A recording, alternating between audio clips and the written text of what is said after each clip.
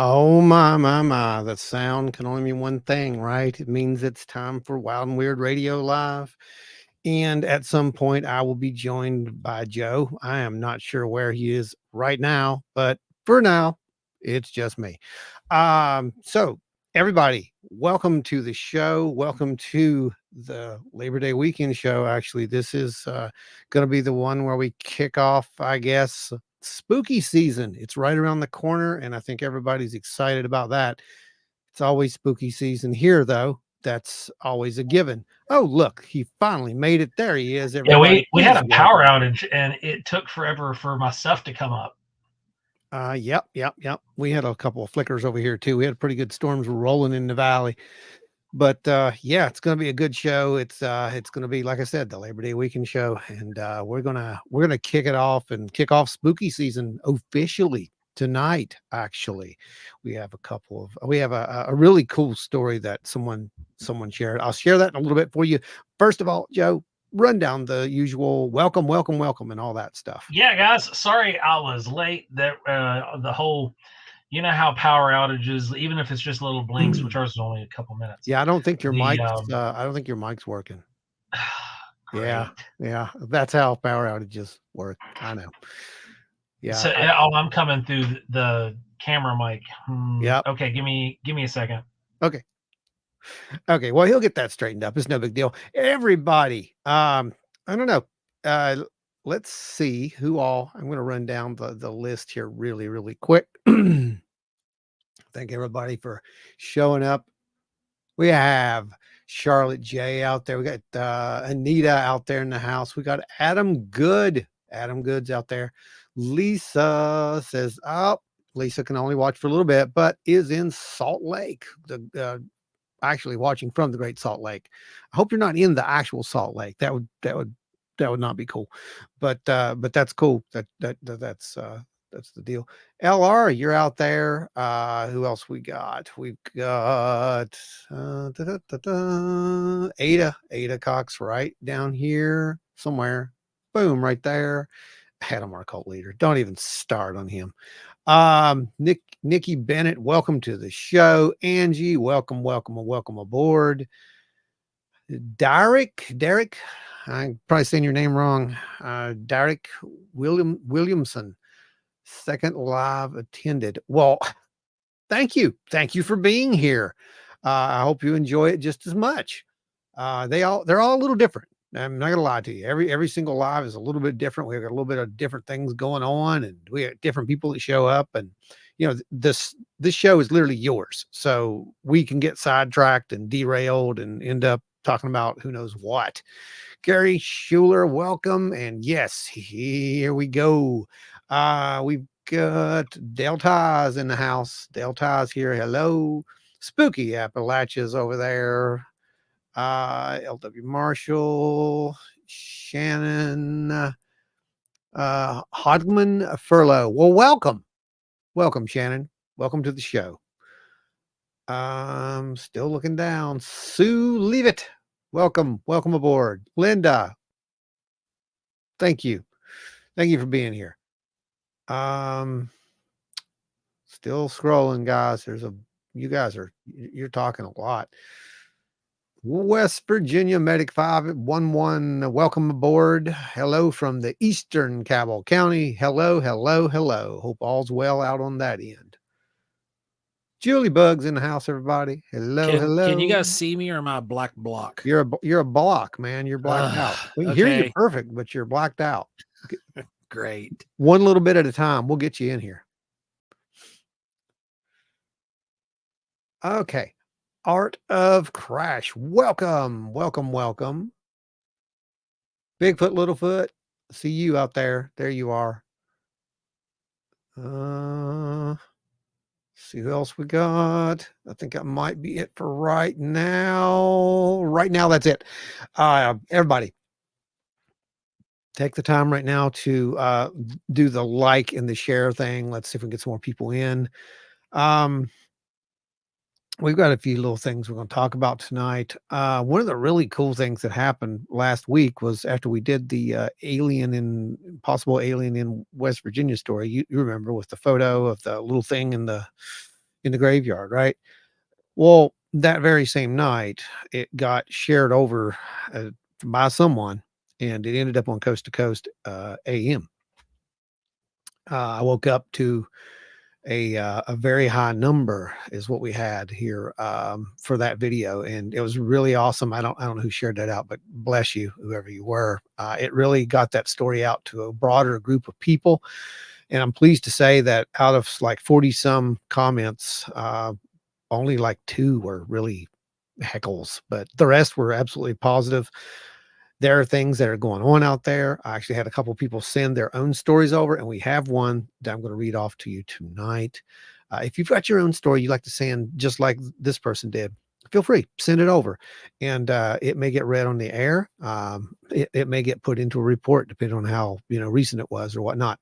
But we're going to do some more of those as time goes on, because people are sending stories now, which is wonderful, and I love the reasoning behind it. The reasoning behind it, it literally is, I'm going to share this because I want others who may have experienced it, to come forward, and that's how it works. That's how disclosure works. It's not this big capital D disclosures we've said multiple times. It's these little baby D disclosures, and that's where we're at. And every single one of us who comes out and tells our stories, it just snowballs and multiplies and just turns into this amazing, well, pretty much like a family over here anyway. I know that a lot of people are like, we've got, X thousand, people who show up for our lives. Well, that's awesome. I'm happy with the group that we have. I welcome more, obviously, but we're very happy with the group that we have, because they're the ones who keep it all going for us. And it's all about, like I said, kind of growing that and keeping it all rolling, man. Just keeping it all rolling. Everybody's got some spooky story or some kind of a encounter that they've hit, and the more that they hear those things echoed.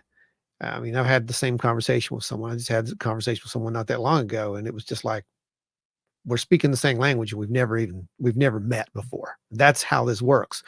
And all you got to do is say that one thing to trigger a person, an experiencer, for example, and you're probably going to be friends at that point, and they'll probably follow you around on your YouTube.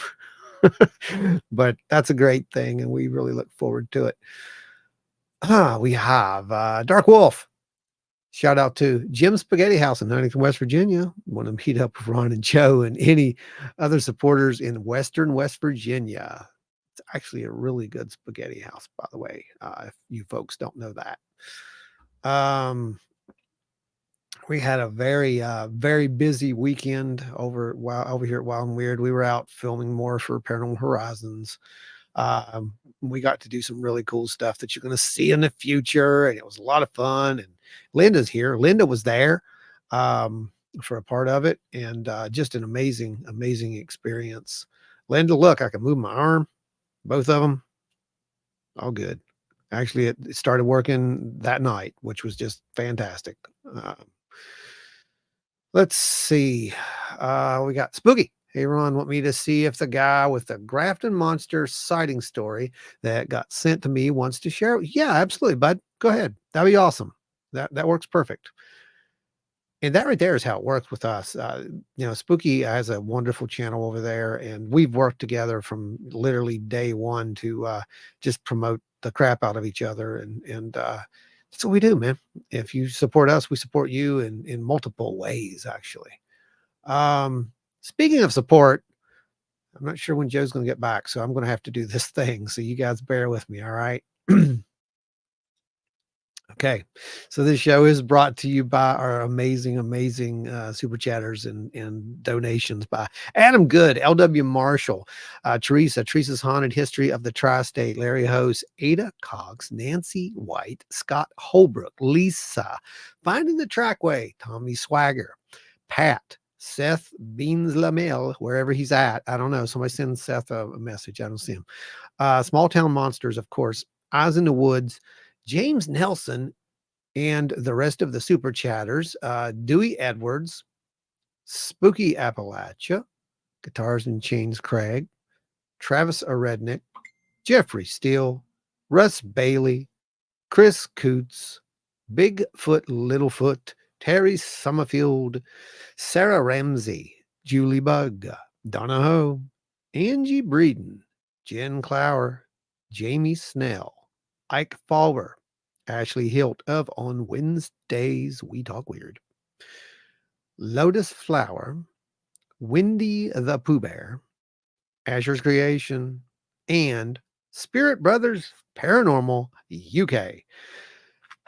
Thanks, guys. You are the ones who make this show free for everybody. Every single person who has contributed in any way, shape, or form gets mentioned right down there in that scroller, and also in a lot of the videos themselves when they go up to podcasts. I try to put them in there too if I have enough time. If I don't have enough time, it gets there eventually.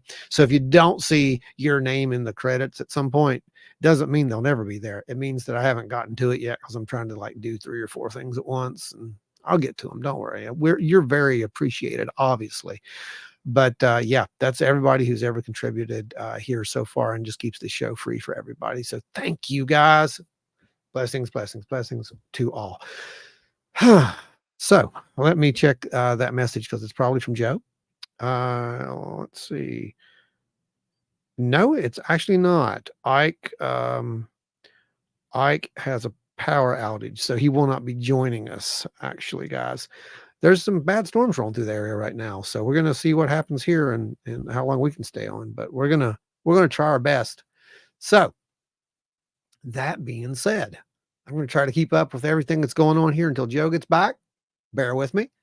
Let's see. Questions. Do we have questions?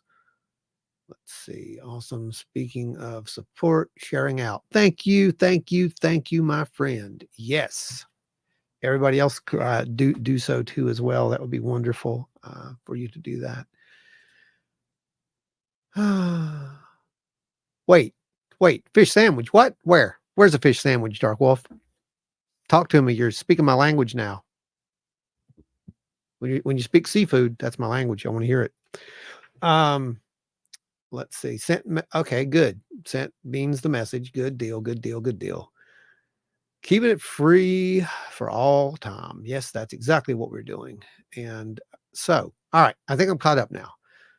So how many of you guys have been keeping up with the little bit of drama that's taken place out there in UFO land with after Lou's book hit? And we knew it was going to happen. I mean, it's there's this disinformation war. We even talked about it before the book ever came out. But how many of you guys know what happened just in the past couple of days with that? Because there's apparently some stuff that was said in the book that someone disagreed with and tried to drag up some more stuff to discredit Lou, which turns out backfired. I don't think that it is it's going to go away this time. That's what I'm getting at. This happened before. It's all semantics. It's actually in here. It's about Eric Davis. If you haven't read the book, it's the part where Lou says, basically he believes Eric Davis. He talks about Eric Davis, and Eric Davis was the guy who worked. Oh, he worked on a lot of stuff. Right now, he's working with Earth Tech International. You guys have been to any of our presentations have heard me mention Earth Tech before. See, that's the company that Hal Puthoff.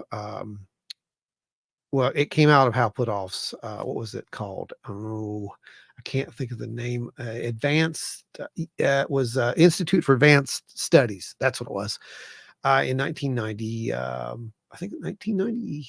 No, 1985. I think is when he made that. Yeah, and then in 91, it turned into Earth Tech International. Coincidentally, 91 is also the year that they shut down Stargate.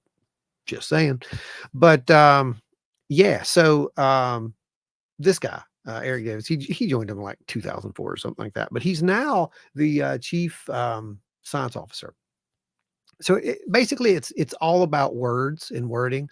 Lou had said something about how he was he worked at ATIP and all this, and then Davis said, well, wait, no, you didn't do this, and that program didn't exist or something like that. So it's just semantics. And then it was taken by one of the top debunkers out there and turned into a lot more than it was. Good news is, though, apparently Jay Stratton is now writing a book as well. And this is going to be the one you want to read. When that comes out, we're going to get the full story on everything. These guys are pretty much holding the keys to the vault at this point. Okay. That's what I'm saying. And eventually it's going to get harder and harder for people to cover this stuff up. I mean, it's not going to happen. You can nitpick it to death and it's not going to happen. I do know that. Oh, wait. Joe's back. Back, everybody. Yeah, that was awful. Transdimensional travel, huh? Oh man, you want to talk about two reboots in, man, and it finally let me get in here. It kept giving me errors saying that it couldn't use my camera. Wow, that's crazy. So anyway, lightning just hit the graveyard about a mile north of me. Oh wow, that's crazy. Maybe you're gonna get a Frankenstein now. You might. Well, Frankenstein's monster. There was a story, and someone in the audience might know it. I don't remember. I just remember it from when I was there as a kid. There was a graveyard, and I think it was in either Arkansas or Missouri. I can't remember which one. And the rumor was that lightning struck the grave, and it caused some kind of basically what we would call today like an electron or a voice phenomena. Like you could hear like a sound or something near the grave. I'd like to go back there now that I know what I know.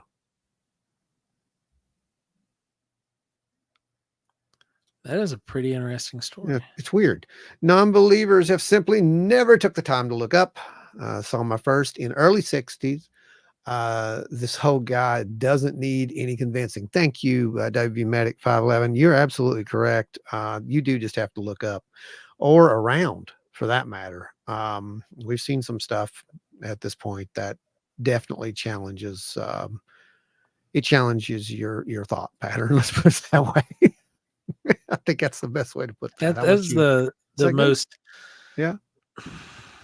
That's the best way to put it without blowing things out of the water. Yeah, it challenges your thought patterns. There's definitely something going on. Very weird stuff that's going on. Adam Good says dream beans are just the worst. Is that like when you got really bad gas in your sleep? I don't even know what that is. I'm blown. You guys got a lot of comments going on here tonight. Yeah. It's like I've been gone for 20 minutes and just got into the chat. Dang. Right. So where'd you leave off? Where are we at? So I just got done with the whole Eric Davis thing. I was getting ready to go into the fact that so real quick though, since I'm new on this chat with you all, Eric Davis, what do you think it is, man? What do you think? Is Eric Davis the real Eric Davis, or is Eric Davis the deep fake? Yeah, that's the real Eric Davis. It's just the way that it was worded, and someone wanted to use that against Lou. That's pretty much what it comes down to. Jay Stratton is about to, like I said, is about to release his book here soon, and that's going to be the next. That's going to be another one, another must grab.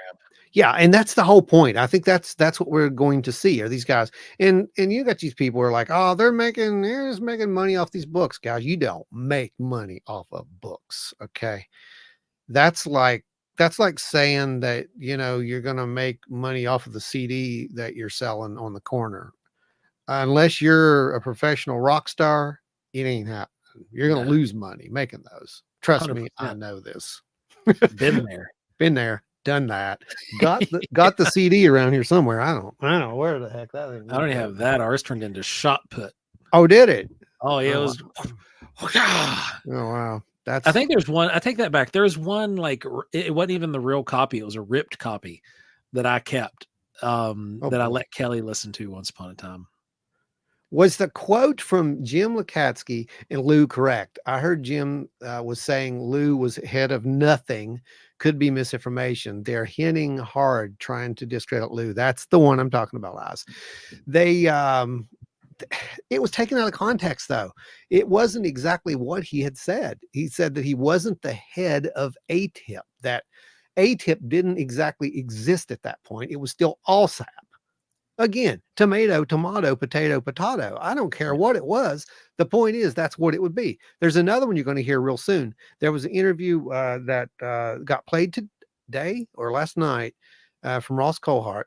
It was the extended part of the interview that he did with Lou, which was really good. If you haven't seen it, go watch it.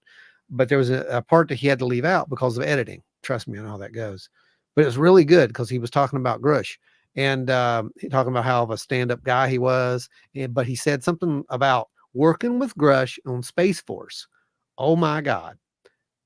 How dare he? Because Space Force didn't exist. He's obviously lying. No, he's not. Joe, can you please tell us what Space Force was before it was Space Force? So, Space Command has been around since before I enlisted in the Air Force. Part of our motto that we got into every single morning, off we go into the wild blue. Yeah. Anyway, it ended with us going air power, space power, and that was how it ended, because we had Space Force technically, right, all the way back then. It was just Space Command at the time, and U.S. Space eventually, Command, just like the Air Force, grew to the point where it was no longer conducive to keep them under one roof with the Army, and so we had to do the same thing. Space Force kind of became that osmosis its way out of a division of the Air Force, essentially, and became its own entity. right. And that's all there is now. Like, you can refer back to certain programs and call them Space Force today, prior to the I guess inauguration of Space Force, but it would still technically be the same thing. It would be under the same command at that point, because there were lieutenant colonels and full bird colonels who were over those divisions, and when Space Force was created, those guys just changed their name tape on the left hand side of their shoulder and went with it. Yeah, exactly. I mean, so he probably, honestly, I can't. Again, when you do these things, they hold you to the exact word, because they're going to crucify you if you step out of line. And that's what he did. He stepped out of line as far as they're concerned. Pat says Space Command equals Star Command. I think now in Space Force it does. Oh, they definitely take it. They have fun with that, I'm pretty sure. I mean, who wouldn't? When does Space Force turn into Spaceballs? Well, whenever they start using the Schwartz. Yeah, right. So I was trying to find other little bit of news here that I had for you guys, but I don't know where I put it. AARO has a new director, and I'm going to find that for you very quickly. You guys remember AARO, of course. Now, so is the director, the new director of AARO, is he a congressional appointee? Or was he hired? If I remember, he was the interims, as they put in there, and I think that he's staying officially, if I am correct. I don't know. Don't quote me on that. I just found out about that this morning, and I was like, wait a minute, this is news. So basically, it looks like some people are very happy about this, by the way. I just want to let you know, because they got caught up in so much just outright lies. I mean, pretty much outright lies. They were caught up. They literally called them, Blue Book 2.0, the same thing we've called them before. And that's what it was. It was always meant to be that. We knew what this was going in. Let me see if I can find that. I said, did you see Jay, Travis Taylor, and others just formed a new company? That's right. Speculation they're going on reverse engineering, accusing them of pushing disclosure for profit. I mean, I'm just saying, so if you have the tech and you've got the license to do it, why not? If the government's they are not the ones that I've seen, is they're not pushing for disclosure. They're pushing against disclosure. And here's why. It's not disclosure. It's the new amendment, the Schumer. Remember the Schumer rounds for last year, right? Where they tried to put it through. Okay. So one of the things in there if you remember correctly, was that the government could literally seize anything that was non-human technology. Remember that clause? That means if you and me are going out there and we're in the field and we find, a crashed ship, it's not ours. We can't take it home and, conduct research on it or take pictures of it and put it on, Wild and Weird Radio and let people watch it and get a billion hits. That's not going to happen. They're going to come and take it because it's theirs. It becomes a matter of national security. So what I've heard at this point is that these guys are trying to get that bill removed. So others are saying that they're against disclosure because they're trying to get the bill removed, but they're not really trying to get the bill removed as much as they're trying to get that wording removed. Right. And I don't blame them. The Schumer amendment was Let's be real. operating under the same principles as the Kennedy amendment. Well, I can tell you this, Joe. So there's a lot of bad verbiage. Well, look at okay, let's go to Skinwalker Ranch because that's a real place. Everything out there has pretty much been documented at this point. There's weird stuff happening. So Brandon Fugel owns it, right? He bought it. It's his. But it wouldn't be. Especially if they continued and they found something and they proved that something was there. Then they could just come right in and take that right off of him. So that's where the confusion lies, I think, is that these guys are trying to do that. But others said, oh, no. They formed this new venture and they want to basically privatize it, make it theirs, the good old boys club kind of thing. I don't really see that though. I don't know. I mean, I'm going to wait until I hear more. Because now, I knew that Jay and Travis were in on this because they launched it in 2023, and there were ripples of it back then. But it came out that Lou was involved in this business as well. Quantum, what's it called? I can't think of the name of it, but yeah, still trying to find that stupid news article. I've saved it, and I've saved it twice now for you guys, and I keep losing it. That's how good I am. It is. Where is that at? Quantum Frontier. That's them. Yeah, they formed it in 2023, and it's based out of Wyoming, and it's an LLC. So it is a protected entity. Mm-hmm. It is its own entity, the way businesses work. Yep. And the three guys are just members. And whoever else, because there's only three people who've been mentioned. Originally, it was just two. Now we found out about Lou, so it makes me wonder what other entities are involved. And if there is also another member with the initials BF that, and not Bigfoot, but Brandon Fugel. It could be Bigfoot. It could be. But what do you want to bet that Brandon presented the Capitol for this? I don't know about that. And here's why I say that. He's been asked before about his involvement in this stuff. Yeah. And he's been pretty clear to say, look, I'm a business guy. This literally occupies about 5% of what I do. And he cares, but he's also not going to jeopardize his other business over it. But what else happened in 2023 concerning Brandon Fugel? And the former director of AARO.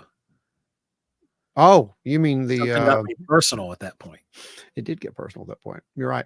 Yeah, you're referring to the issue of Kirkpatrick and Fugel, which came to light in 2024, but the meetings were last. Yeah, I think they happened way before that.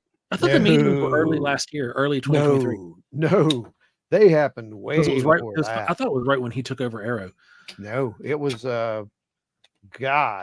he wasn't in AARO at the time, I don't think. Oh, okay. Mm-hmm. So it would have been a few years ago then. Oh, it was a few years ago. Yeah. It was like before the show, if I remember correctly. Yeah, it was before the show. Yeah. Let me see. I think I just found this picture, so let's put that up there. Derek says, Joe, I'll keep forgetting you were prior Air Force. I was as well. 2000, man, we missed each other, but that much, man. Barksdale. Right on. Barksdale. So Derek, what was your AFSC? What'd you do? Sheet metal fabrication. To 2A755. Is that it? I think that's it. Oh, sweet Jesus, cult leader VP. There. Uh-oh. For immediate release. There it is. Department of Defense announces the new director, All Domain Anomaly Resolution Office, aka AARO. Today, Dr. John T. Koloski arrived on detail from National Security Agency, aka the NSA, to be appointed as the director of the All Domain Anomaly Resolution Office. Dr. Koloski brings extensive experience working in multiple scientific fields, including quantum optics and cryptomathematics, as well as leading mission-oriented research and analysis teams, i.e., looking into everything everyone is doing all the time. John possesses the unique set of scientific and technical skills, policy knowledge, and proven leadership experience required to enhance AARO's efforts to research and explain unidentified anomalous phenomena in the department, Congress, and the American people, said Deputy Secretary of Defense Kathleen Hicks. As the AARO director, Dr. Koloski will head the DoD's efforts in coordination with intelligence community to minimize technical and intelligence surprise by synchronizing scientific intelligence and operational detection, identification, attribution, and mitigation of unidentified anomalous phenomena. That was a mouthful. In the vicinity of national security areas. Under his leadership, hold up. We're going to pump the brakes right here. Pump the brakes. They're changing directives in this immediate release. Note that this is specifically in vicinity of national security areas, whereas just 6 or 8 months ago, AARO was going to be taking comments from the Gen Pop and using taking reports and such, or asking for reports from the general public. So to continue, under his leadership, AARO will continue to examine U.S. government historical record relating to UAP, as well as efforts to declassify and release UAP-related records to the greatest extent possible. Yeah. So they're getting a new director, and it looks like this guy, he knows his stuff. It's a new director and a new moderated directive. Yeah. So they're wondering how this is going to go at this point. If this, and I am too, because I'm thinking, well, now it makes sense.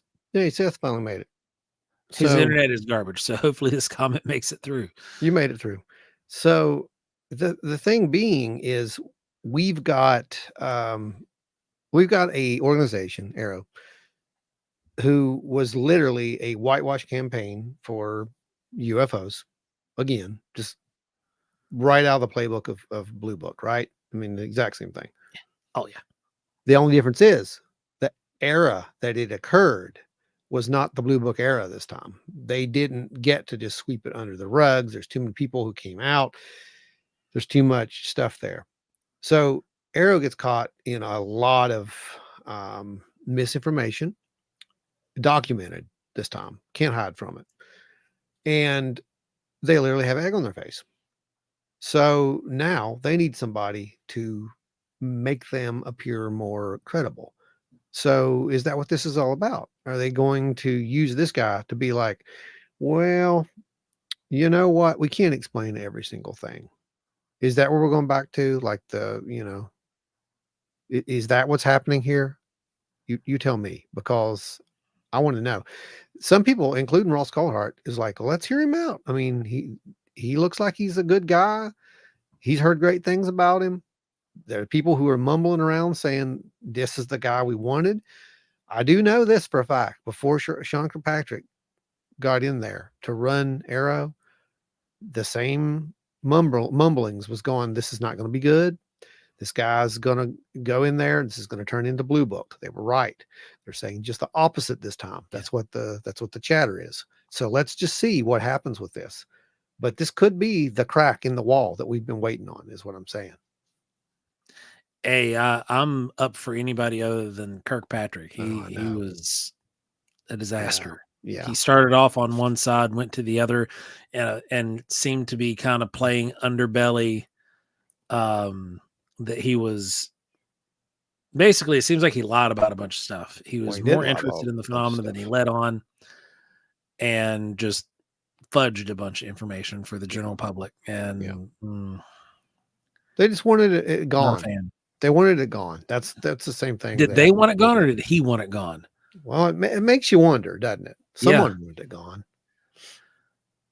So, Derek, integrated avionics, B-52 instrument and flight control systems. So you had to, were you the unfortunate little guy that had to crawl up into the avionics pits up underneath some of those pilot decks right there behind the bulkhead? We can't rely on government for disclosure. They won't do it. It's up to us to find answers, and organizations like the Galileo Project. Yeah, you're absolutely right. And so, absolutely right. Yeah, you're right. Wow. Wild and weird. Who? No, they're nobody. Yet. But they're nobody because nobody's seen our footage. Maybe. Just wait, guys. Maybe. I mean, I don't know what that stuff is. God. You don't know what's in this cup. We need some rocket scientists on our team. We don't have them. Any rocket scientists want to come? The pay's like zero. I'm just telling you right now. Good time. I'll feed you. It's good. Yeah, that's about it. Yeah. So. Yeah, that's right, Medic. They could call it about anything they want, and the government's not going to give up more than they're forced to. No. And when it comes to this phenomena, you're dealing with something that very well could be being forced to be not necessarily given up, but exposed. Yeah. Yeah. Spookfest says, I wonder how many UFOs and UAPs the government has deconstructed or actual taken for test flights. Yeah, makes you wonder, doesn't it? Probably quite a few, Spookfest. I would imagine there's quite a few. Linda says, I know one rocket scientist. What are you doing, Linda? Get a hold of them. You can take as many pictures as you want at that point, Linda. That's an inside one. It's for us. And Chris, I guess. Oh gosh. Oh man. Okay, yeah, for real. Give him a heads up, because somebody like that would be absolutely crucial and quintessential for some of the stuff that we're wanting to do. You like that big word? Quintessential. It almost sounds like you're professional. Stop that. No. It's almost like I'm working back in the government again. Yeah, almost. So let's see. That's right. The Strange Collective can do it. That's right. The Collective. I like the new name, Strange Collective. Yeah, that's cool. Oh man. Hey, Danny's in the house. What's going on, brother? Hey, Danny. Seth Womack, what's up, buddy? So do you think they're giving us a little bits of disclosure at a time just to keep us appeased? Kinda. Yeah, I think it kind of is the appeasement. Ron, this is the guy I was talking to you about on the phone with the reports from the 80s. Oh yeah. So this is Seth. Okay. Welcome. Good dude. So yeah, and what you said is probably about right, because you have to remember the UFO stuff's happened before, but it's never just just been up here. It's always come back down and just been pushed down and continued on linearly, right? But since 2017, it's done one of these numbers, and it's not coming down. It's the talk is there, it's still there. Linda said he lives in Alabama. Road trip. We are communicating with people right now around the world. This is all. We don't need a road trip. We can just bring him in here. It doesn't have to be public. It can just be us. Yeah. That's the best part, because you can build a team like that and network, and now with modern technology, oh man, sky's the limit. Oh yeah, it's great. It's really great. So back to what Seth said there, Ron. Do you think they're giving us little bits of disclosure at a time just to keep us appeased? I don't know so much that it's appeasement. Not anymore. Maybe Right. that started that way, but now there's a crack in the ice. I mean, and it's getting bigger and bigger and bigger every time. Like I said, it's the same thing we do here. When you experiencers share your stories, another person comes up and starts telling theirs. It's the same thing, except for we're getting this with official government workers who have been heads of these programs or in these programs, involved in these programs. But I will say this for the skeptics, and I'm with you guys on this. It's time for some proof. And I mean some Oh, yeah. real hard, legitimate physical proof of this. Because we can go out there right now, and we can go out there right now and take thermals. We can take radiation readings. We can take every reading under the sun of these things that there's something happening, but we don't have a piece of debris. We don't have a piece of metal. Allegedly, they do. Allegedly, there's a lot of pieces of that metal that's been studied at this point that has had analysis done. I want to not see just it. from one craft. Right. So let's see it. Not That's multiple craft allegedly at this point. Get them, Anita, Anita. I agree. Everybody, go give it a like and share, guys. Get out there and smash that like button. Tell your weird friends about it who are interested in this. If you're talking around the water cooler at work one day and you just mentioned the UFO topic and you notice somebody piques a slight interest, tell them to come over here because this is going to be the most down to earth UFO type or paranormal for any of that matter, be it UFO, Bigfoot, whatever. It's going to be the most down to earth conversation you're actually going to find anywhere out there, because the majority of these shows, and I'm not poo-pooing on anybody, but the majority of these shows accidentally talk over everyone's head. And it's normally because you've got one person speaking the majority of the time and they have a deep invested interest in the topic.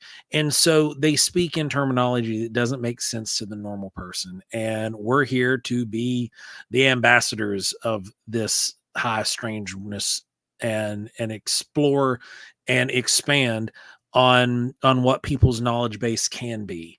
And help them find resources on how to be better, how to understand some of this stuff, how to look into the data and analyze things on their own without having to be spoon-fed by somebody else like AARO. Yeah. Yeah. I mean, we all have, the ability to do critical thinking. We need to start doing that. And I think that that's where it opens up. And that's why we did, I'll plug our show, Paranormal Horizons. That's why we did it, was to kick the door open and say, let's have this discussion. It's time to stop running from, the weird stuff that people are experiencing and hit it head on and try to figure out what in the world this is and what? I mean, how can we can validate it.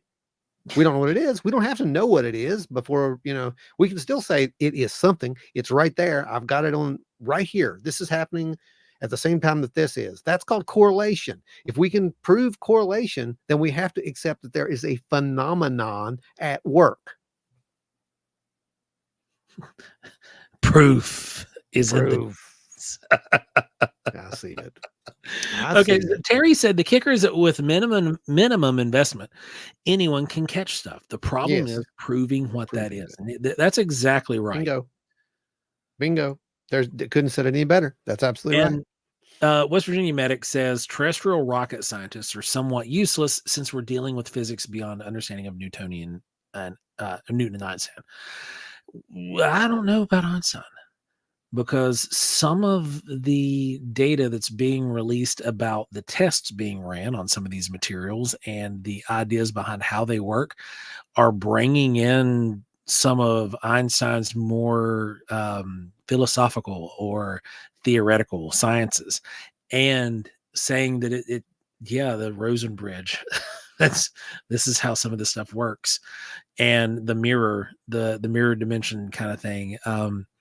So having rocket scientists as a whole, if you're dealing with somebody whose main objective in life is to study fuels, it's going to be a little iffy unless you're talking to that individual about like, well, what kind of fuel would these things need to do X, Y, or Z?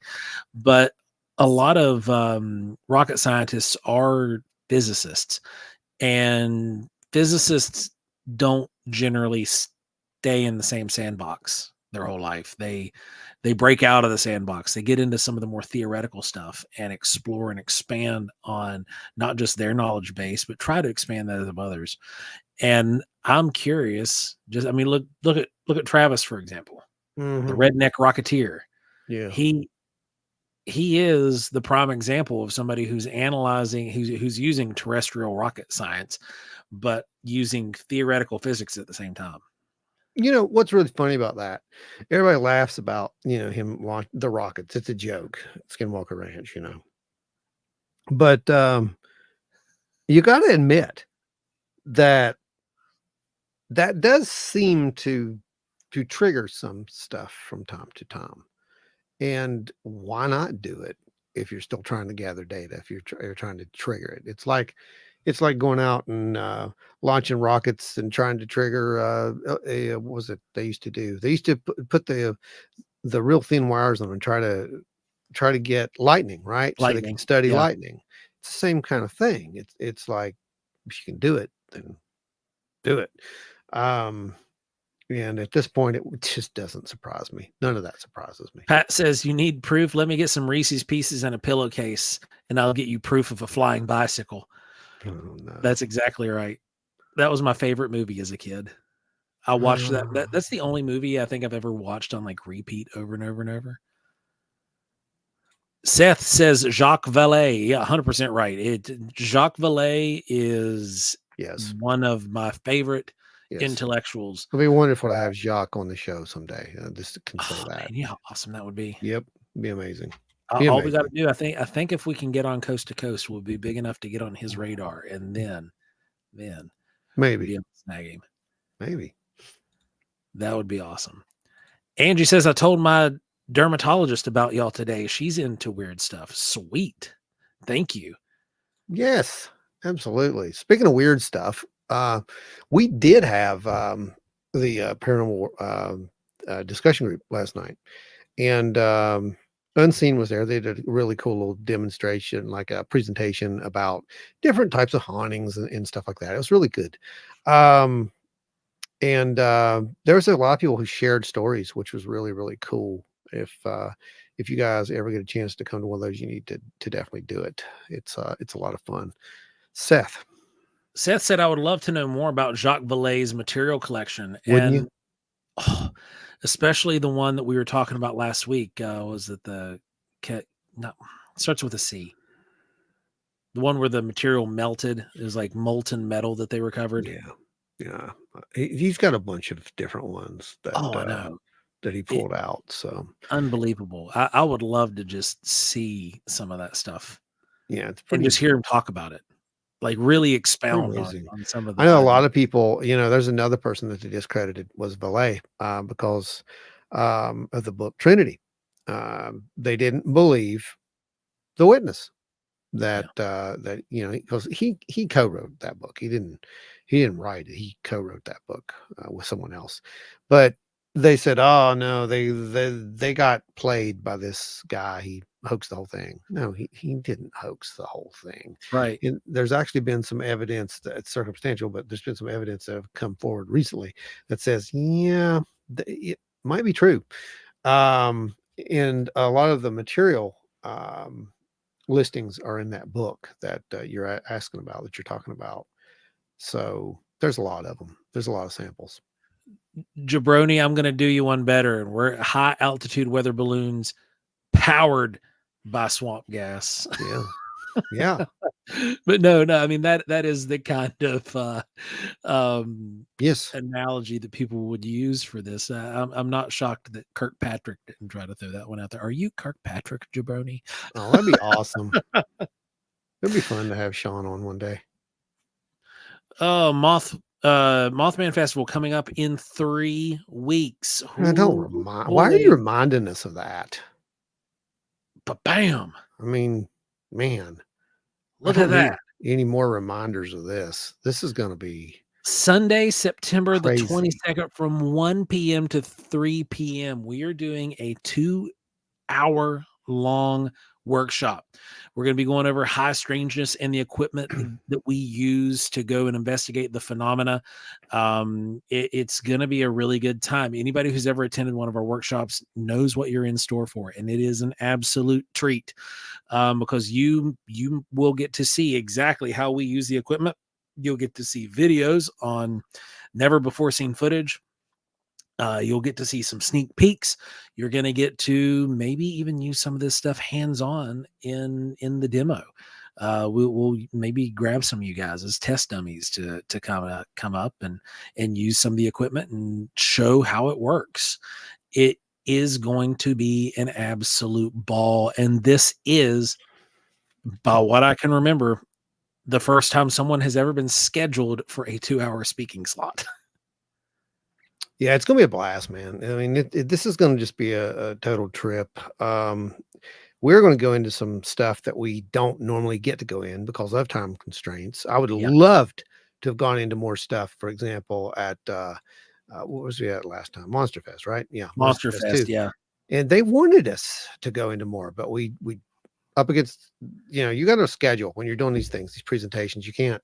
You cannot step on others' times. We've had that happen to us, and it's not cool. And we just don't do that to other people. We're very courteous. If it's coming up on our time wall, we break and we tell you to come find us at the table. Yeah.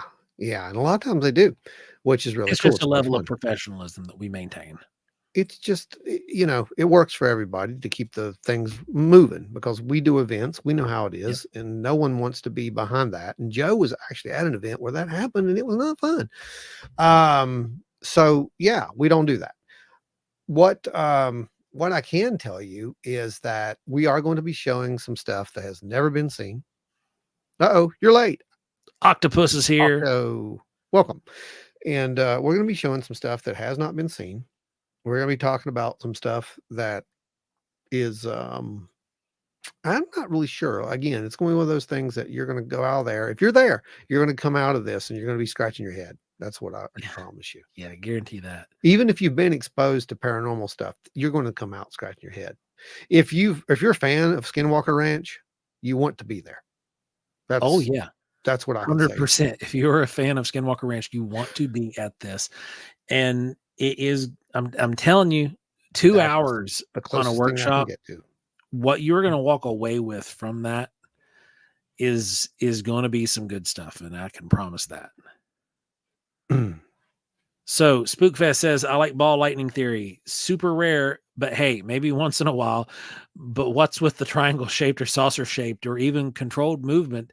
Too much just to be ball lightning. Yeah, right. And yeah, ball lightning is kind of rare, man. I mean, I've seen it before. It was unforgettable, but yeah, it's what's going on out there is not ball lightning. It's some weird stuff. Hey, Linda said, hey, he wants a link to come on. What? The rocket scientist. Send him a link to the video, Linda, and let him just watch it. And now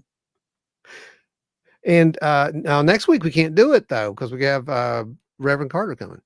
Yeah, we're gonna have Reverend Carter, but we can if we can talk to him, we can at least get communication established. We can send him some stuff to look at and analyze, and we can talk about it and have a really fun one.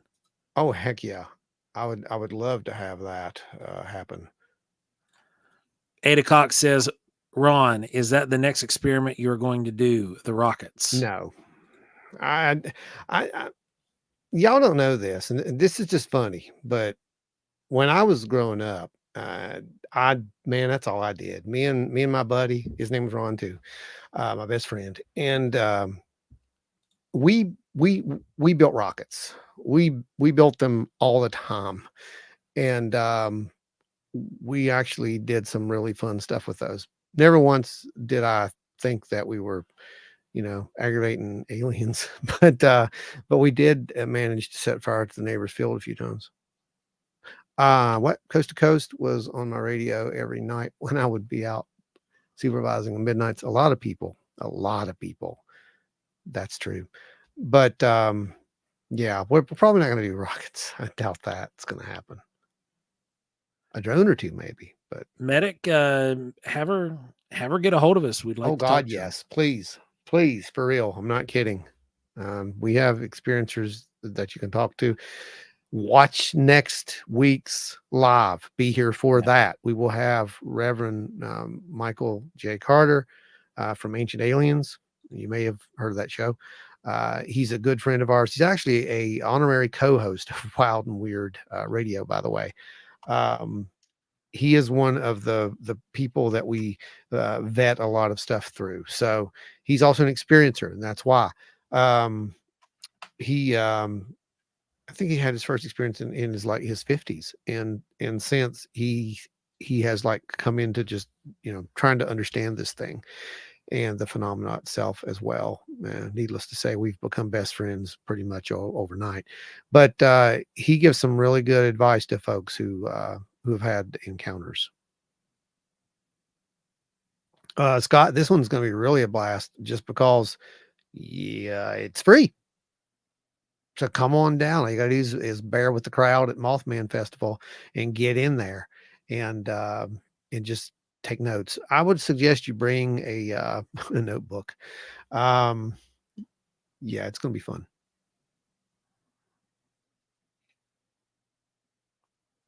Now, we're also going to be speaking at Flatwoods. Let's not forget that. Yeah, we're speaking in a couple weeks at Flatwoods. That'll be next, and that's a cool presentation as well. Yeah, but not like this. Terry McCullough, I got a few things on video last week sky watching and got what looked like a star that came on, then went off. Caught it 3 times in different places.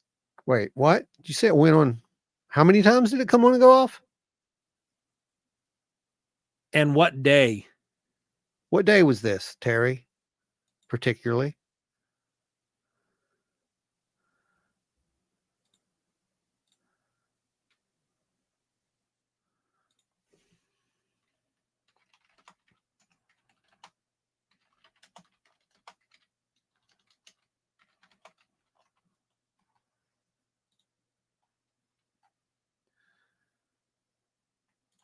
Pat says, I love when Reverend Carter is here. Yeah, Reverend Michael is just such an awesome dude.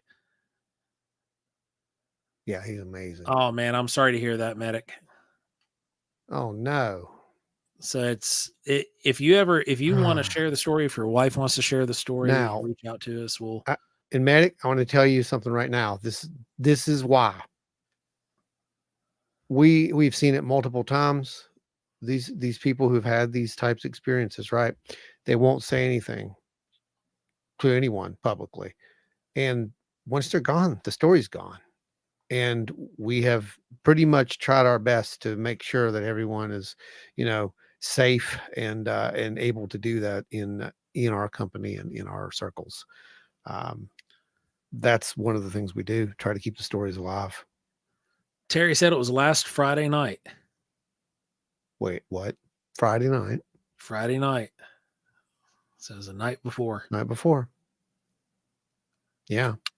How about that? What color was it, Terry? Just by giggles. Can you tell me what color it was? I just want to hear. That's all. What color was it?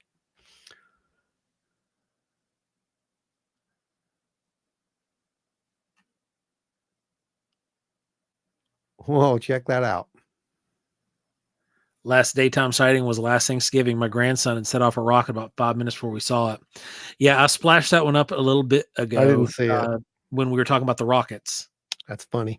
Well, what is funny is back when I was doing that is when I was, conducting the research that started all this nonsense. So who knows? I mean, maybe I did do it to myself. I mean, I don't know. You're welcome. We're all here now.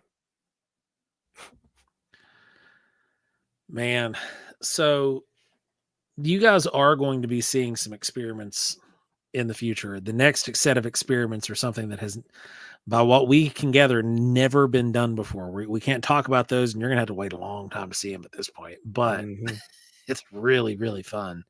It's going to be a really, really fun experiment. Yeah.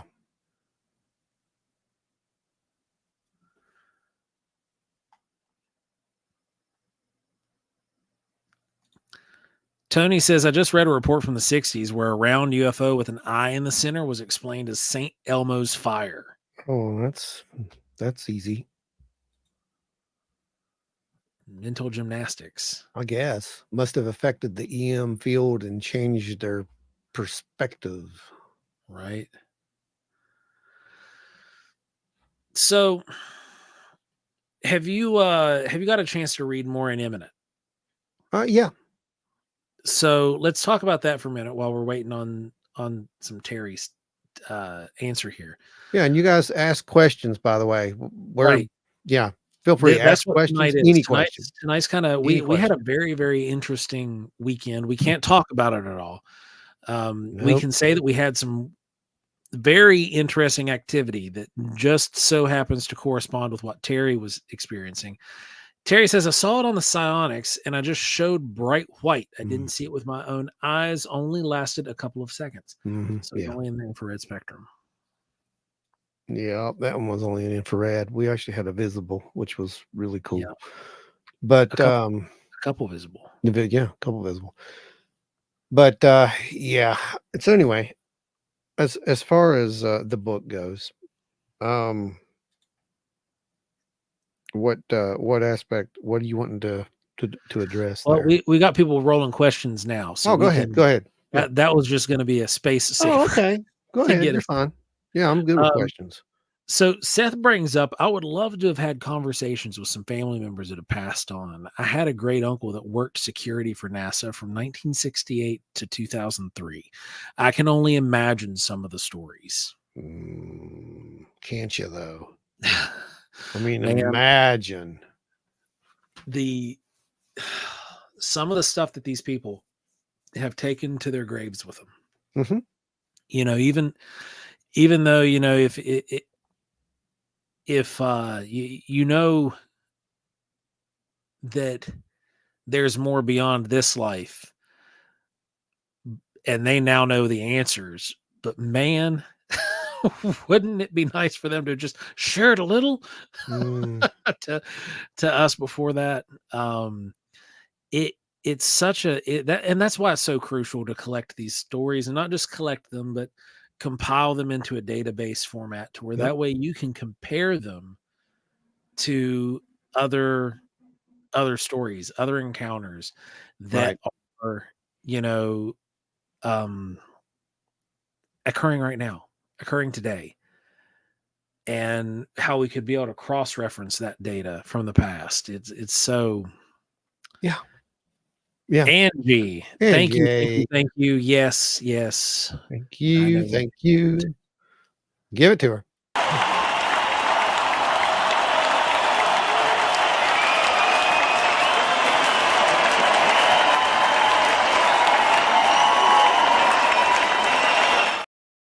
Sky Dolly. I know, right? I still can't help but chuckle at that one. I know. I was going to re-render it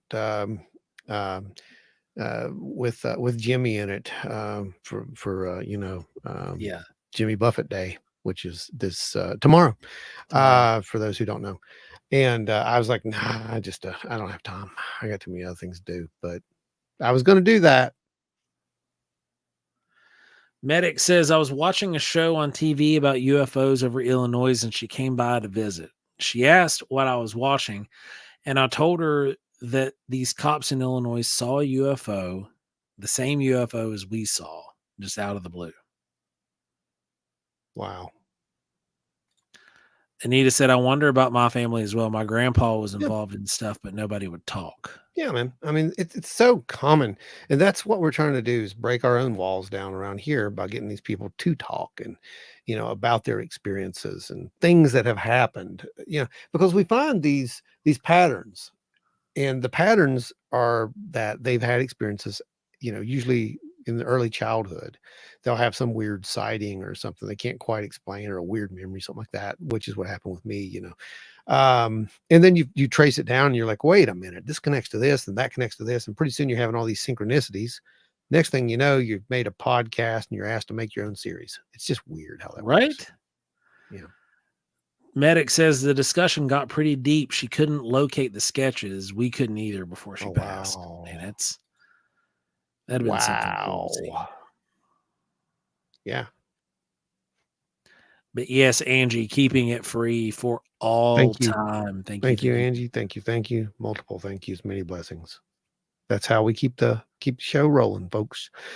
Pat says, you know that some old timer just shot a Bigfoot and buried it and never told anyone about it. Well, there have been a few deathbed confessions of that. There are people who And said the reason they claimed to have never told anyone about it is because it looked too human and they didn't want to be charged for murder. That's what I've heard. That's exactly what I heard. I mean, again, if we're thinking about, hey, Tommy Swagger's here. Tommy, here's the thing: if we are dealing with Bigfoot, for example, if you are dealing with something that's technically a hominid, and it's that close to human, yeah, I can see that. That storm's moving along, man. It caught me earlier. Ike got his power back a little bit ago, and now you're out, dude. Sorry, LR. Hopefully it doesn't stay out very long. Yeah.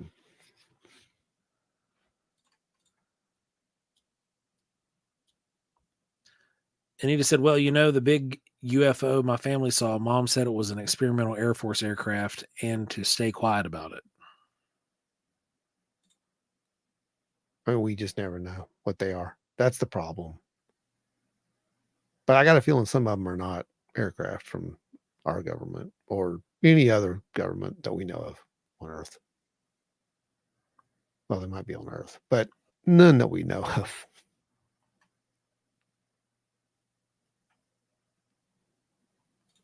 Angie said, oh my God, that's scary. What are they even? Why did they kill it? I wonder. A lot of the stories they either, well, I say a lot, there's only a handful of these. There's only a couple of the stories. Yeah, a couple of these stories they shot out of fear. And then the others were mistaken. They thought it was a bear. And so they shot what they thought was a bear, and then it wasn't. Yeah. There's a couple of stories where they didn't get to tell that story. Right. Because they shot it. So, I'm sure. That's, yep, exactly. Pat said if I killed Chewbacca, I'd be upset too. You should be. Should be very sad. Danny said with today's tech and some much checking into stuff and keeping track, back then in the day, about anything happened. Yeah.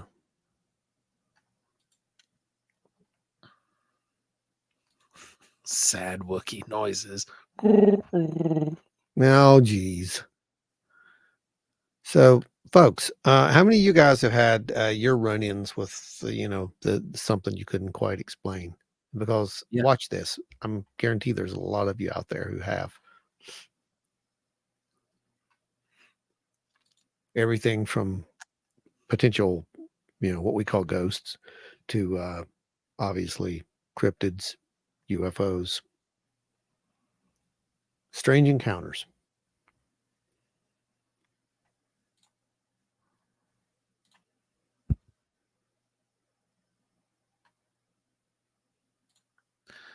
Linda said, did you hear the story about the dogman creature who killed a boy in West Virginia, not far from Moundsville? I haven't heard that one. Nope.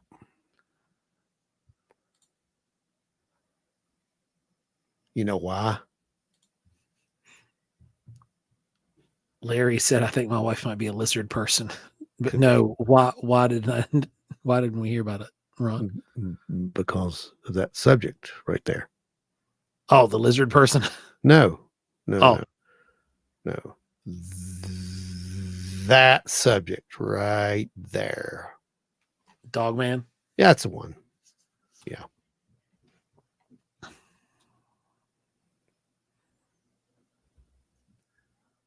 Yeah, so there's a lot of people who've had experiences out there. Many of them we've worked with.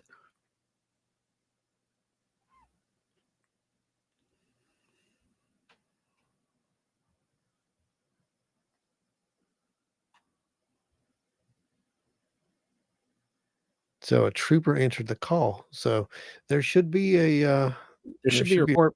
Yeah. I'd be able to find it too. Yeah, you should be able to find that. Yep.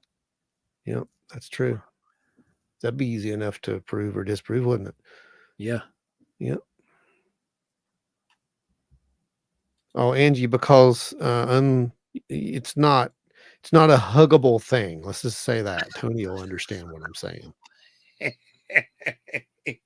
Not a huggable thing. Oh man. Yeah, it's actually one of those subjects that, in my opinion, and Joe's at this point, Yeah, the whole Dogman thing, I've yeah, always leaned into this part. you go looking for it, it's looking for you. And I mean, I've told my story before about that, and I don't even like to tell the story. I can understand why, natives refuse to talk about the subject Yeah. 100%. Like I can understand that. You're dealing with something that is similar to like a tulpa or an egregore. Yeah, It is a manifestation of thought, a manifestation of evil. It's one of these things that you can't really put labels to because none of the labels fit. And the characteristics that this thing has, the behaviors that these things are, said to have. You know what? I'm actually gonna put this up there because I can't think of anything the name fits any better. I mean, honestly, Yeah, it's yeah, I don't know. Like I said, I don't touch that one. I don't think that's what it is. I'm just saying that I can't think of anything. it's the closest Yeah, in relation to, because demonic activity is it's rare. yeah, It happens, things like that happen, but it's rare just because people are too good at being evil all on their own. That yeah. the demonic activity isn't needed to assist. But the best categorization for this is some kind of a supernatural demonic-esque type entity, because it phases in and out. There's always nobody's ever been like, the dog man showed up and was wagging his tail. Yeah. And came up, he just wanted some scritches behind his ear. That was Right. never, they never would have, he's the goodest boy. Who's the goodest boy? Nobody's ever Right. had that story with a dog man. It's always been gnashing of teeth, screaming, yelling, just horror. Yeah, it's not rubbing my belly. Yeah. No, it's true. And it's just a subject it's not one I want to visit while out there. Let's just say that. Tom said, I'm down with the West Virginia crud, sore throat. Man, it's rough. This drought has been gnarly. It's got all of the fall flowers have bolted, and flowers that shouldn't be blooming till October are already in full bloom because the stems and the plant itself thinks it's at end of life cycle because of what is going on? What happened? What? What is happening? No, I do see that. What is See that? it? Yeah, my green screen's going crazy for some reason. Yeah. But the lights aren't changing in here. Oh wow, let's check that out. Your hands fixed it. Oh, now it's back. It's almost like a focal point issue. Yeah, it is. It has to be what it is. Yeah. Yep. There we go. If I go back here, look at that. You see the folds and everything. Yeah. Oh, that's weird. It's like the light changed. The spectrum changed in here. Linda said he's the only thing I really fear. Yeah, that whole stuff is very bizarre. Weird. Yeah, it's weird. I don't like it. That's what I'm going to tell you about it. Pat said a psionic predator. Look at that. That is just bizarre. It could be too because of the weather right now. Tell yourself that, Joe.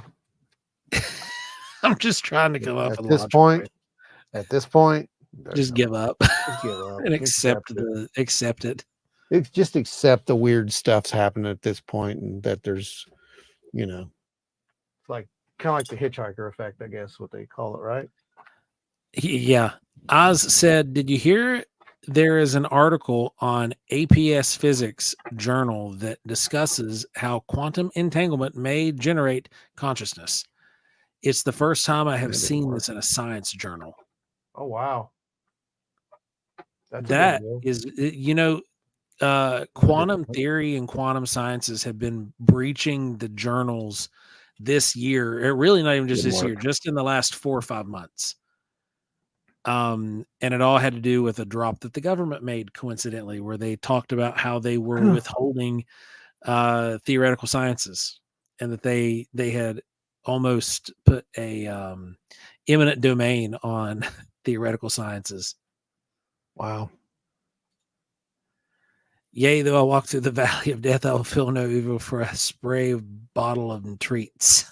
Oh, man. You guys get worse every Anyway, week with that. Every week. It's hard to see why no one takes us serious. right? Yeah. Oh man, that's what makes us relatable, though. The people who know us love us. Do they, though? Or they just tune in to see what's going to go wrong tonight? To see what's going to catch on fire. Right. Exactly. I mean, what's going to happen tonight? I wonder. It's like a soap opera at this point. Lotus Flower made it. What's going on, Lotus? New. Let's see what happens here. Trying to get something to work, and I can't get it to work because everything doesn't work right now. Ashley Hill's here. What's going on, Ashley? Good Welcome to see you, Poppy. aboard. Welcome aboard. Oh, it's under radio shows. Okay, I see where it's at. Wild Weird Radio. Well, that's a heck of a place to put something now, isn't it? Jeez. Cancel that. Oh Let me goodness. pull this up. So, Radio shows. let's Radio see shows. what can we go on about at this point? I don't know. You guys ask some questions while I try to find this, because God knows how long it's going to take me to find it. Radio shows. What is it, a clip? Yeah. But I don't see it. And that's the weird part. I wonder if it saved it as something else. I bet it saved it as a PNG or something. Pat said if I ever saw a puppy dude, I would have a panic attack and die for real. Yeah, same. I mean, whatever happened on that deck that night, man, that was enough for me. That was absolutely enough for me to say, okay, I'm clearing my mind when I'm out there and I'm not thinking about this. And yeah, I'm not going to go there anymore as far as it goes with that thing. I mean, it could have been a complete coincidence that something was out there trashing my deck. I don't know, but I'll tell you this, I was not about to open the door that night and find out. To figure it out. No. I do not blame you. No. It's kind of like when the, baby crying thing was going on up at your camp at time. It's like, we're not going back out there. I don't care if Bigfoot knocks on the door and says, come on out and play. We ain't doing it. Yeah. Linda said, how long does radioactivity last in an area that is positive from a possible UFO? Oh, that's a great question. So the only data that we have that we can actually extrapolate an answer for this would be the casts that we pulled. I got one better. Travis Walton. Allegedly, allegedly they went back out there years later and they tested that region and it was still mildly showing signs of radioactivity, which would be trace radiation. I don't know what the numbers were. I'd love to have asked. I'd like to have talked to him more about that. But, we were just in the process of actually getting to know each other and I didn't want to start, hey, Travis, UFOs, Yeah. Yeah. It was cooler to talk to him about Bigfoot, quite honestly. But, that's a good question that you asked. And I don't know, but I got a feeling. From our experience, though, we can say I got a feeling around 9 hours, 9+ hours, because the cast. Now, mind you, we removed these items from the area. That's cast, that could change a little bit. That's cast, though.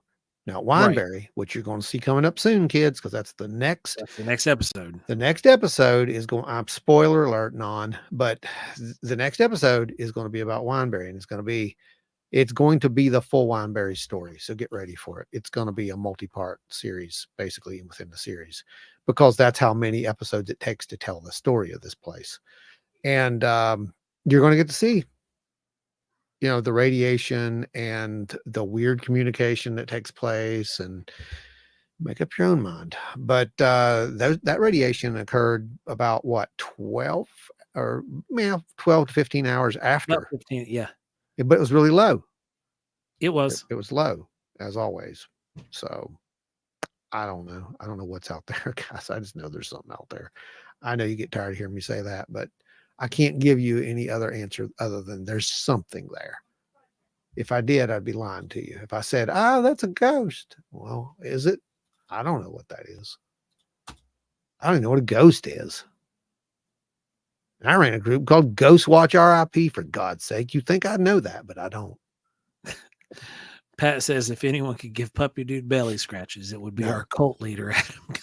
Speaking of our cult leader, Adam Good, where are you? Are you out there, Adam? Yeah, he's out there. He's in the chat. Where's he at?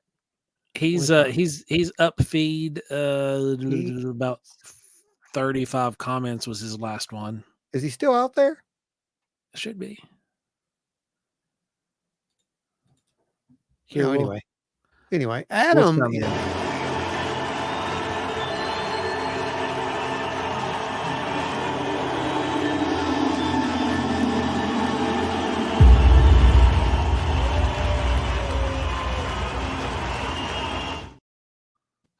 That's just lovely. So Adam is going to be doing something. He's going to be doing a CE5 workshop, kids. I kid you not. Yes. He wanted our help with this, and so we just kind of pointed him in the right direction and said, "Look, you got this. You can do this." And so here it is. It will be Saturday, October 12th, 6 p.m. Valley Park Drive there in Hurricane. He's going to be talking a little bit about what it is, how it is, etc. And he's going to lead a meditation with C5 that's going to be taking place during this. Now, let me explain a little bit to you here what we're talking about. That is basically a close encounter of the fifth kind, which is contact. And the question is, with what? But anyone who's watched Paranormal Horizons, especially the last episode, has already seen some of the weird stuff that can take place when Adam does one of these. Okay. If that's your thing, there he's your man. I mean, he's been proven, documented at this point, that he can actually go into meditation within minutes, and he can lead a really good one. I've been there for that. He's very good. He's very knowledgeable, and it's going to be a good time. So his name's Good too. Isn't that funny? Good. It's going to be a good time. Right. Get that. So yeah, that's going to be happening, guys. Like I said, if you're interested, please contact Adam over there. There is actually, I believe, I'll try to find some more information for you on that. Now, guys, I want you to take a look at that date. Note that it's in October. Obviously, we have so much going on, and I know that a lot of you guys were looking forward to a Bigfoot workshop this October. We are going to bump it back to the spring. We have no choice. Yeah, we have filming dates that we have to satisfy, and there was one there's just a filming date that we have to use, and it was the only available weekend for October that we had. So, and Glenn wasn't able to make it either. So it was going to be, it's better doing it in the spring at this point. So there were a few things that we're having some issues with there. So it is happening again. Like, obviously we're going to do the annual one. And that will be in the spring. And this October though, however, Adam Good workshop, go check it out. CE5, get your weird on. Get your weird on. And right here is a link, and you have an exclusive code that you can use to get a discount on this. That these guys have actually worked very hard to put this together. Very, very proud of those guys. And the code, believe it or not, is it wild? That's right, right? Wild. Yeah, I think that's it. WILD. And that is exclusive for you guys who are here on the live. That's exactly what it's for. So yeah, grab that link, go over if you're interested, and get on that. And yeah, the code is wild. So put in the code wild, and there's a discount. Tony says it's my fault the workshop was postponed, guys. I have once again scared Bigfoot off. Puppy dog agreed to substitute for Bigfoot, but you know how Joe and Ron feel about that. No, no, I'm good. I'm good. We're too busy out there doing other weird things, chasing weird stuff around, and being chased by stuff. Danny, I'm just bear with me. In a list of other things in my life that are currently broken, my mailbox is one of those things. Yeah. We're gonna have to go to the post office physical and have them get our stuff, basically.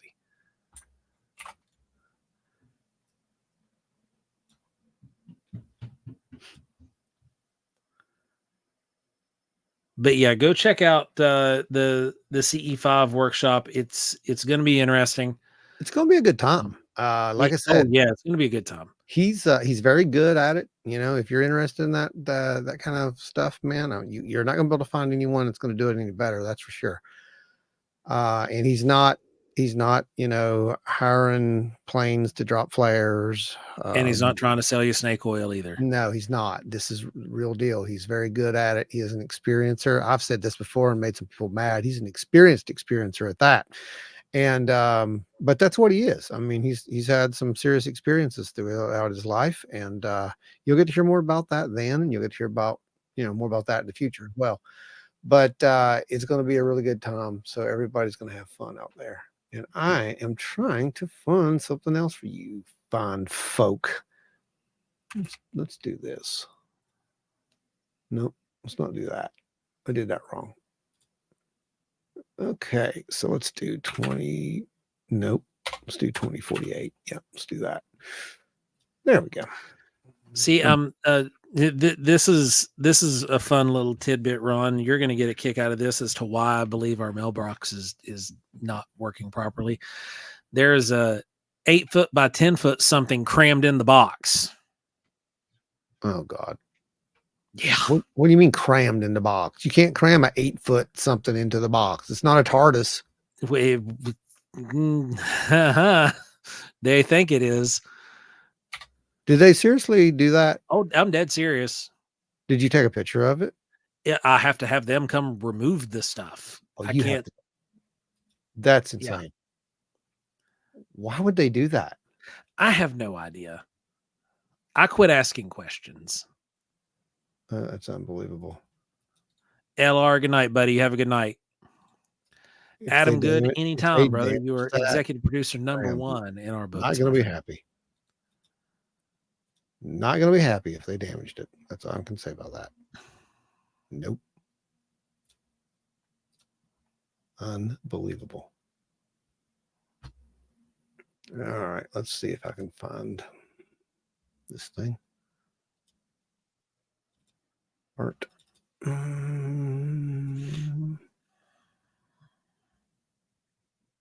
Maybe. Where is that at? Anita Allen said somebody dropped a shed on your mailbox. Yeah, it's something that could cover a shed. Yeah. Yeah, pretty much. USPS, only the brightest. Huh? What?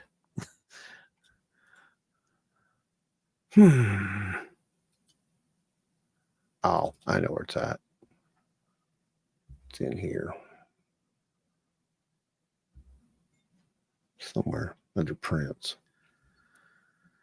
There they are. Got it.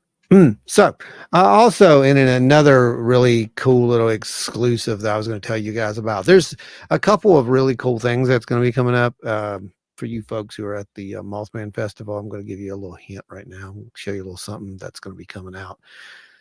And here's the deal with this. We are trying our best at this point to make this thing happen. I don't know it's going to. because it costs a lot, to be honest. But they're awesome. The problem is right now we have a minimum we have to buy, and it costs a lot. But here they are. This is a new poster that I've worked up, and it's pretty awesome, to be honest with you. I don't normally think my stuff's awesome, but it's pretty awesome. But it will be 18 by 24 poster at this point. It's what we're trying to get made.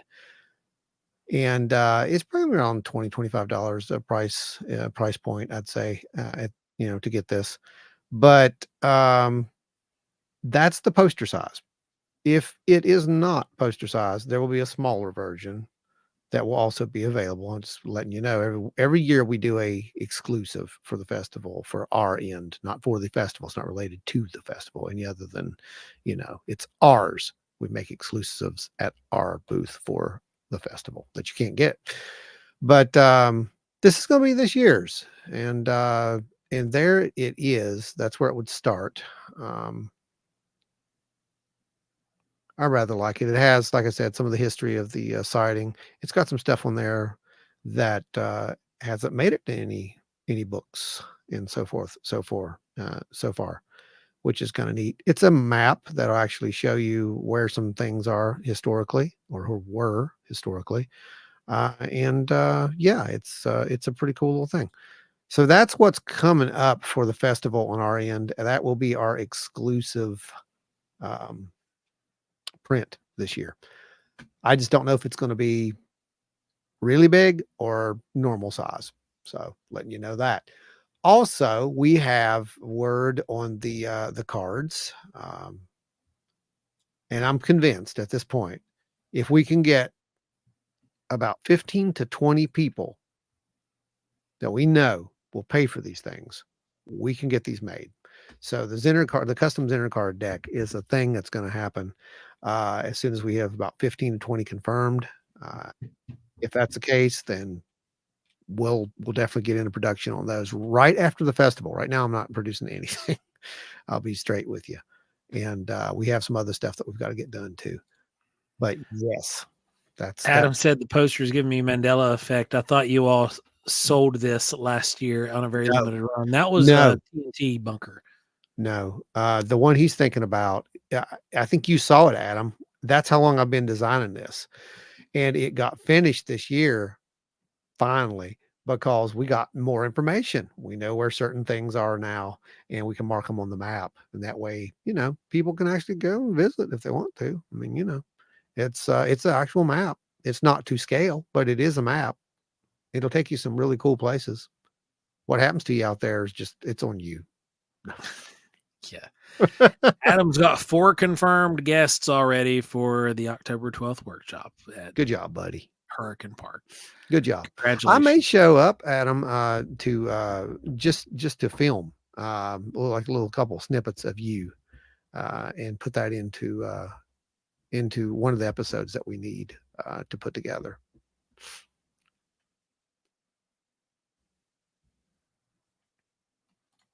Jen's up. What's up? Hey, y'all. Just getting set in and adopted a new dog today. He's going to be a handful in training. Oh, man. Congratulations on the pup. That's awesome.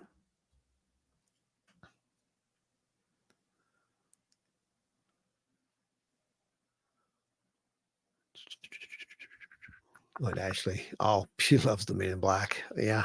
Thank you. I had to put them in there and make it look kind of cool. So it's a must. Yeah. You can't tell the story without the Men in Black. That's just a fact. No. And there's all the little key points are there, which is really neat. You've got the little area where where the billboard was and the where Tiny's people location. Tiny's. Yeah, it's in there. Yeah, it's all there, which is really cool. And man, we learned some stuff this weekend that you guys are going to get in on later, but we learned some interesting stuff this weekend. Didn't we? Oh, we learned some interesting stuff this weekend. Yeah. We got to stand in places and do some things that were just mind-boggling. For real. Yeah. Yeah. And we documented it. So that's going to be really cool. Sue Levitt. I hope I said that right. I think you might have. On the Maybe? latest Expedition Unknown, they found a Bigfoot footprint and a handprint. Have you seen the episode? I don't have cable, unfortunately, but I know that they were doing. They brought back Expedition Unknown, and it. I haven't seen that though. I'll have to check it out. He's watching TV. Don't think he's seen it TV before. He keeps growling at it. That's priceless. It's me. He's growling at me. Don't worry. Yeah. He just wants the cuddles. Lotus Flower, John Klein. Good one there. I know exactly. What do you look like? It depends on who's looking. Mothman Prophecies Cloak. Yep. Good times. That scene is burned into my brain. Beat says, poor Elizondo, he's a gem and his book is great. His book is. Yes. It really is.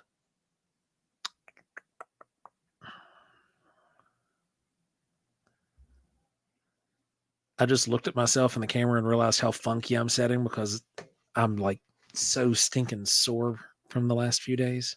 Huh. Levitt. Levitt. I'd say Levitt. Levitt. It's Levitt. Sue Levitt. It's pronounced Levitt. Oh, jeez. There we go. Thank you.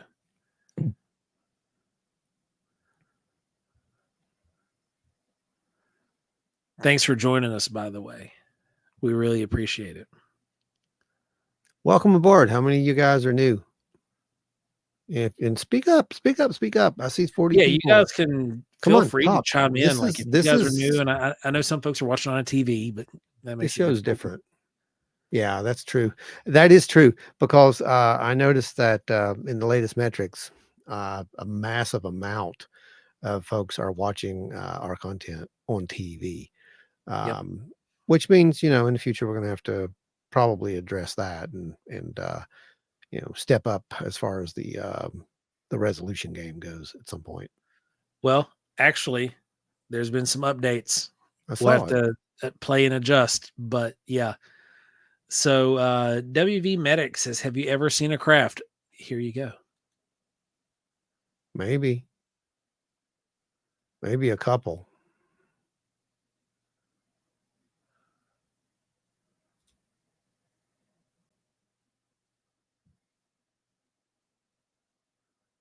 Those are just two that we've disclosed to the public of a library at this point. Yeah, there's a lot of them. And they've been looked at. So, we've had people look at them at this point, and it's just no one knows. They're not birds. They're not, anything that we can come up with. If they're drones, then they're not our drones. So I don't know whose they would be. That's what I'm talking about. What's that? Octopus said, you guys are such good luck. My smallest, newest scrub python just ate for the first time, literally just now. That is because we are the snake charmers. There you go. That's it, man. Reptiles that don't suck. Power. Exactly. Reptiles that don't suck. That the Captain Church Reptile, I did it. Yeah. Captain Reptile's back on the beat, bud. That's it. So to explain that a little bit, so nobody thinks we're actually starting a weird cult, Church of the Holy Serpent was going to be our workaround for a government ban on reptiles. Yeah, it was our state ban. They were proposing a state ban like 13 years ago now. It's been actually. I know. Isn't that crazy? Yeah. It's been 13, 14 years at this point. Yep. That was in 2010. Yep. We fought the law and we won. We won, by God. Won. But we had a lot of help. But got people motivated and did things the right way. And now you can keep your exotic things like guinea pigs. Even if they have red eyes and they're demons, you can still keep them. They're yours. Oh man, those first couple years before we had a team working, those were the rough ones. Yeah. Agreed. Going down and standing on the stinking testimony floors and all that crap. Ugh. I hate having to wear dress clothes. Oh, Pat, it's not just opening in the corners. It's opening a whole portal behind me. Like I'm going to be able to walk through it here in a little bit, probably end up in another dimension. I don't know what's happening. It's weird.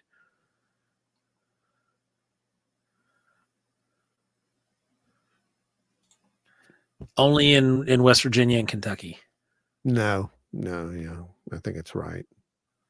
Because possums.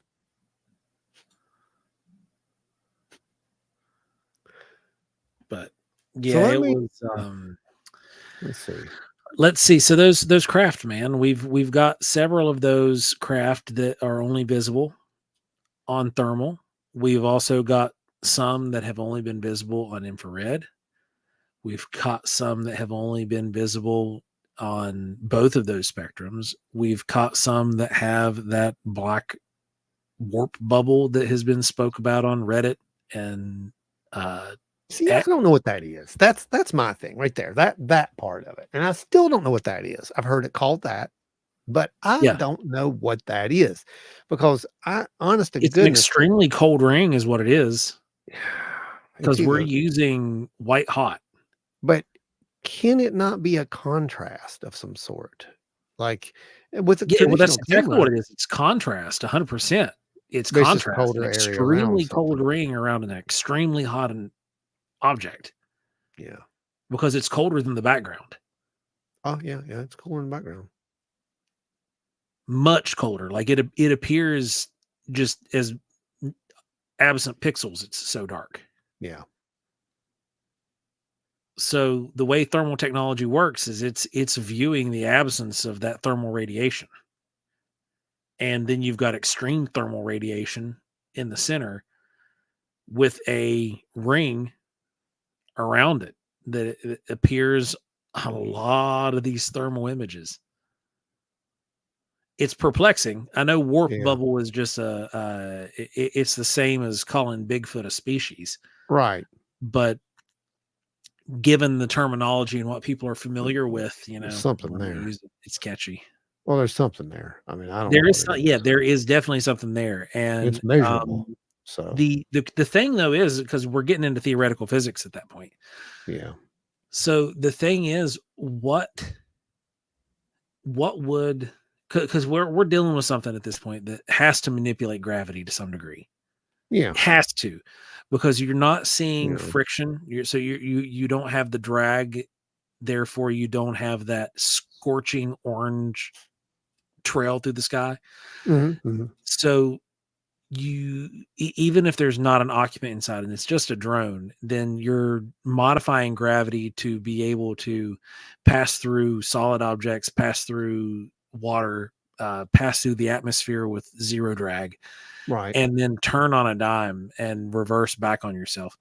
That it is non-Newtonian, and there's no way that could function. So what would the energy output do for gravity manipulation? Would that create intense cold?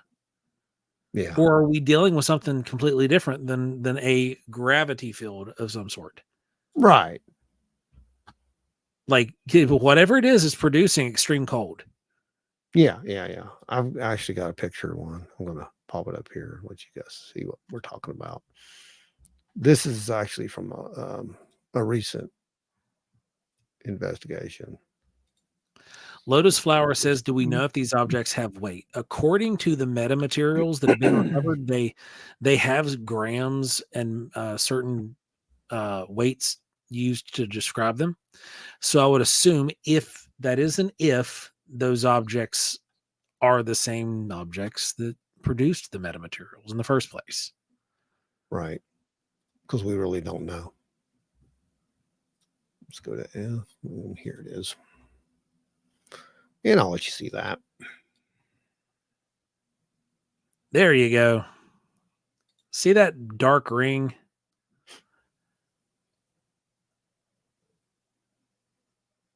That is an extremely cold something. It is colder than the background. It is way colder than the very hot object that's there. Mm-hmm. Mm-hmm. So what's doing it? We can actually So Pat says, what if it uses energy from the friction to propel itself through the atmosphere? It could, but if that's the case, and again, my brain tiny, Oh, it is. Wouldn't that mean that because friction produces heat? Like if you just, my hands are getting hotter, right? So wouldn't that friction be showing the reverse of that? Like, would that bubble around the outside edge not be the brightest portion with the center appearing dark? Like just based off how the thermal optics work, that I think would be the visual representation of that. What just happened? Oh, there we are. Now, hang on. I'm trying to get this thing to work. WV Medic says, I hope to see one.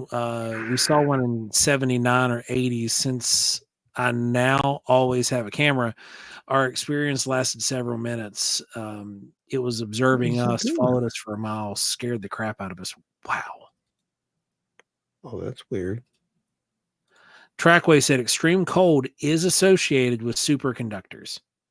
Right. This is true. It's 100% true. Yeah. Okay. Because we've actually experimented with that in school back in the day, and it was just kind of showing how dry ice and etc. And it's the same principle. So yeah. All right. So I've gone in a little deeper on this one. So I'm gonna actually show you what that looks like blowing it up. Let me get over here. So Trackway's saying that some sort of EMF could trigger.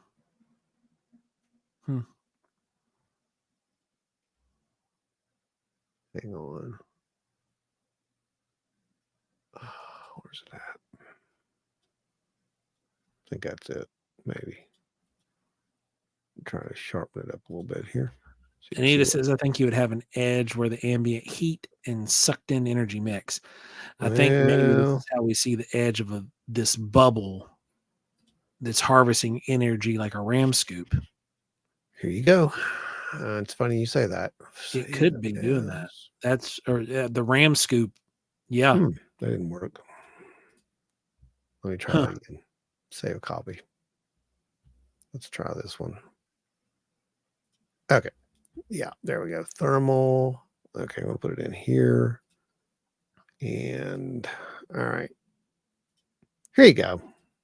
This is the same object. I just blew it up. So storage for episode 8. Thermal. Where's thermal? It's quantum physics. Oh, yeah. I think it's a mix of Newtonian and quantum. Because some of the stuff makes sense, but some of it just doesn't. There you go. That's the same object. Yeah. That's what it looks like. And that's what it looks like zoomed in.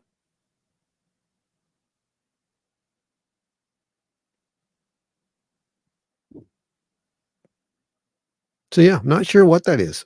Looks like one of those little mints that come out of the clear container. I didn't say that word. I'm afraid it might be copyrighted. I don't know. It should be. Somebody's gonna own it. If they were smart, they would have made a special version. Oh yeah. I would have. Look at that. That's just weird. It's weird. Get some new lights in here or something. I don't know.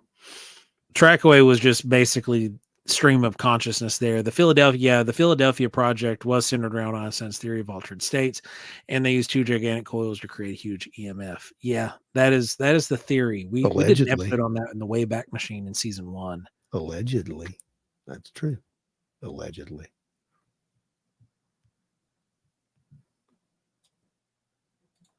What's ball lightning look like on thermal? The images of the plasma that was been generated in labs doesn't have a black ring around it. It's just hot. So that, it just being a ball of energy, I'm not, at least that what we captured there. Linda said, is there a trail coming from it? No trail. Other than when it moves really, really, really fast and it leaves a pixel trail. because the camera's refresh rate just can't keep up. But it's not like a real trail.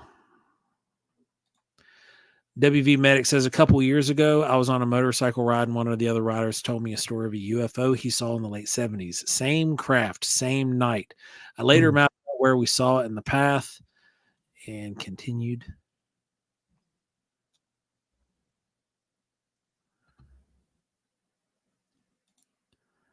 Pat says it's a tackment of some kind, maybe tactical. Yes. Tic Tac enveloped in gas or something.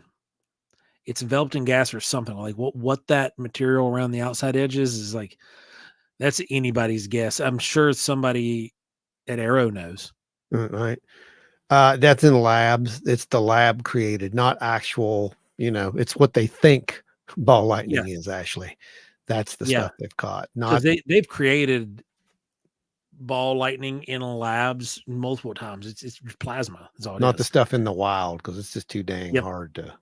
You're not going to do that. But you can look up some of the stuff on how, like, the papers. You can look up some pictures, videos, etc. All of this is plasma. It's in certain conditions, and then somebody clicks their finger on a glass ball with ozone in it, and there's your little ball of plasma doing its thing.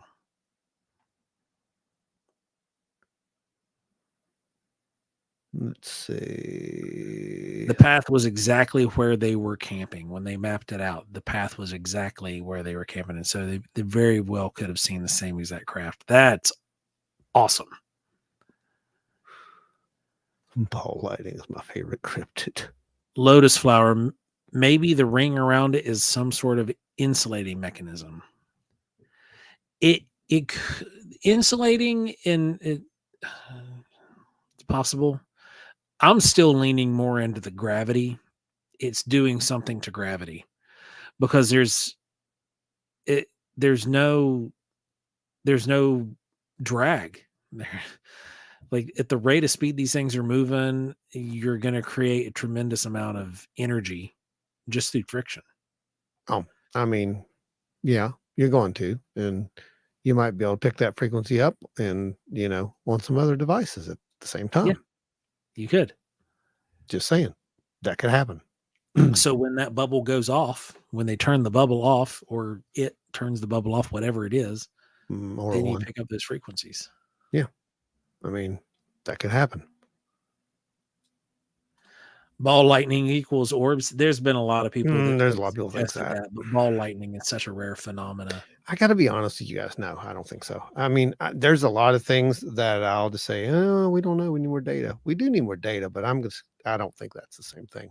Based on what I've seen of orbs, of what we're going to call orbs, self-illuminated, anomalous phenomena. No, those things are way different. They'll make you very uncomfortable. That's what they do. They make you very uncomfortable. Their performances, very eerie. The way that they move, they can just sit there, and they can also just take off, or fade out, or flash, or blink. But what's the more, I think, interesting part of the whole orb, the actual self-illuminated orb, is that it seems sentient at times. This is the best dad joke ever. Ball lightning. Does that occur from wearing silk drawers under corduroy pants? Oh God. I think that's the secret to 0 point energy. Yeah. But no, Ron, you're dead on. It does have it makes you feel a level of unease. You see this stuff, and there's the phrase that people use when they see something that looks humanoid, but it doesn't kind of match. And it's a real phenomena. Go away, weird window that just popped up. I don't want you. What is happening? Can you see me still? Yeah, we see you. Okay. Okay. We're still here. My computer just went absolutely haywire again. But this, oh man, what's the term? It's an actual psychological term. It's when You're talking about the uncanny Yeah. valley. Yeah. The uncanny valley. It's similar to that feeling, isn't it, Ron? Yeah, it really is, because it's like, wait, it just makes you feel weird. I mean, that's the best way I can put it, because you're looking at something that you can't explain. That's, for the lack of a better word, right there. It's something that you can't explain. You can try to explain it, but then when you have to try to understand that that's occurring and it shouldn't be, that's the hard part. And you're going to get to see all that. We documented a lot of that. So I don't know. You make up your own mind after you see it, but yeah, it's still one of those head scratchers, like I said. So Yeah. I don't know, but I do have that story that was sent in to us. I'm going to go ahead and read that real quick here, just let you guys hear it. If you have your own story, please send them over. They may find their way on the air. You might get your story read.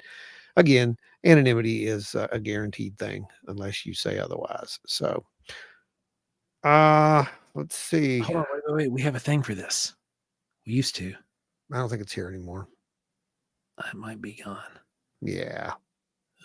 Once upon a time, it was Tales of the Wild. That's right. Tales of the Wild and Weird. Yep. We did have that. I think it's gone now. Yep. Go ahead. Yeah, I don't see it. Oh, no. Here it is. Oh, you found it. Yep. There you go. No, it used to be a little fancy thing, but oh well. Yeah. Anywho, this person had a UFO sighting with their father. It was sometime maybe it maybe lasted about 10 minutes or so. Unfortunately, I don't have any video proof of this. It was back in Thanksgiving Day of 1991. So it was about 22 years old. It's still a memory, like a small movie clip. Time of day was about 4:14 when we first saw it. I made a mental note and looked at my watch. It continued to move through the sky quite gingerly or slowly against the clouds that were approaching in the opposite direction until it finally settled into one medium-sized puffy cloud, but it was open in the center, so you could see inside. It settled into it, stopped, and then slowly dematerialized. I saw it literally begin to change color from its original bright orange eye shape to a charcoal black to a gray and then dissolve. Super weird and exciting. It was an exciting feeling for me at the time. I had never seen anything like it ever, and then never again after that. This UFO was just a very bright orange silhouette, light with no surface details at all, and in the shape of a human eye. It was lens shaped. Just a very bright, brilliant orange. And as it moved across into my line of sight, left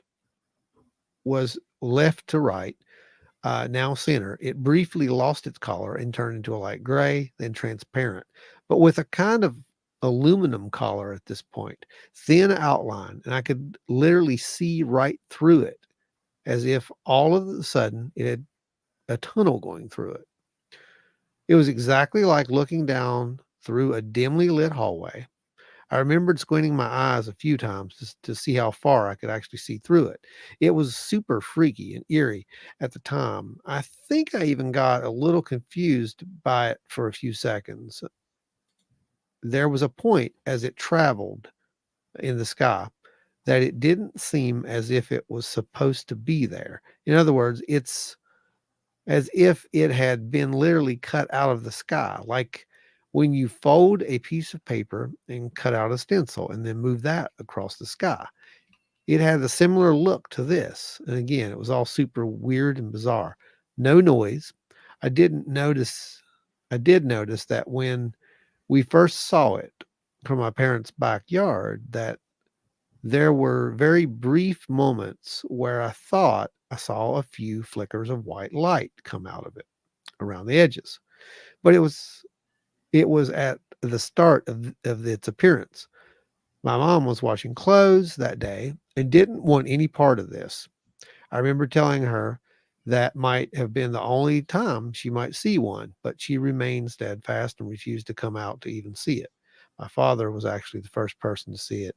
And when he did, he had gotten pale and signaled to me with his head and then finger. I thought there was a Doberman pinscher behind me or something like that, but I was worried, to put it mildly. But as soon as I turned around and took a look, I saw what it was and what he meant. It all started when he was watering his plants. I was actually looking at what he was doing. I may not I may not have known anything at the time that had he not brought it to my attention. So basically, it was about 1,000 foot or so away, something like that. But either way, this is another one of those stories that someone had. It made an impression on them all that time ago, that they literally took at that point to remember what they were doing, where they were at, what the person was with them was doing. This is how these things happen. Like they're literally almost a traumatic event in a way because they just stand out from your normals, everyday life. There's a couple of things in here that are very interesting though. The color shifting and then it turning into a physical object for one. Um, that is literally right out of Keel's notes on some things. Yeah. So And same as what yeah. we're seeing with some of these new reports that are coming out, Yeah, it's very interesting to me. And talking about the dilation effects this was stuff. from 1991. So that's really cool. Thank you for sharing that out there. That was a fantastic story. Absolutely fantastic story. Tommy says, I moved in 1800s building. Excuse Dang. me. Sorry. Moved to 1800s building to my property. Now we have new ghosts hanging around the house. Oh yeah. Wife and kids have seen him, tall, thin, wearing a brown suit. Usually has his leg against the wall. That's interesting, huh? Something there trapped. It's like the old those old tape. cardboard cutout, not cardboard, but plywood cutouts he's Yeah, putting in the plywood. house. Yep. That's exactly what that reminds me of.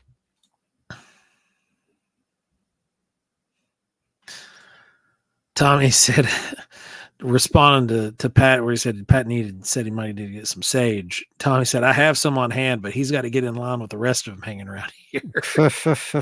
Right. No, it's true. I mean, those sightings are pretty common.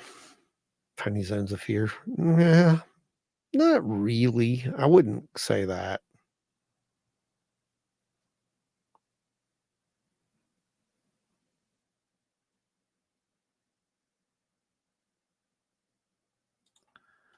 So we are coming up into that time. Ooh, there was an 1800s piano in it. Maybe he played it. Ooh, what'd you do with said piano, Tommy? Yeah. That could have been something. Yeah. Yeah, for sure. Stone tape, man. Yep, exactly. I mean, and what better of a stone tape than an old piano, dude? The energy that people put into playing music, it creates, you have this creative energy that goes into doing this stuff. Music has this spiritual effect, regardless. That's why there's hymns, and that's why every religion has music involved. Is there is a spiritual nature. It is a window into the soul. Oh God. Trashed it. I tried to give it away. Oh crap. Hey. Wait, was that from the 1800s, Tommy? Yeah. Do you know that was ivory? Yeah. Those keys were made of ivory. Yep. Do you know where you trashed it, Tommy? It was legal ivory too, because it's grandfathered in. Grandfathered in. Ivory. Yep.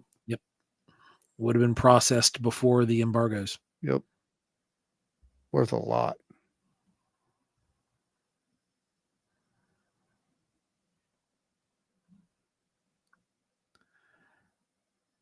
Man, if I'd have known about that, my truck would have been in wherever it was yesterday.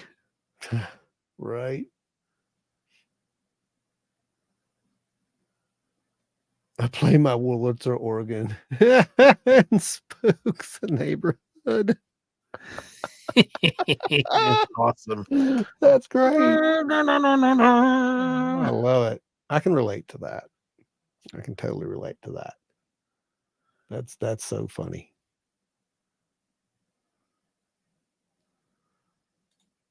Back in my collegiate days, I wrote a paper about how Mozart and Beethoven were essentially the leaders of the metal movement in their era.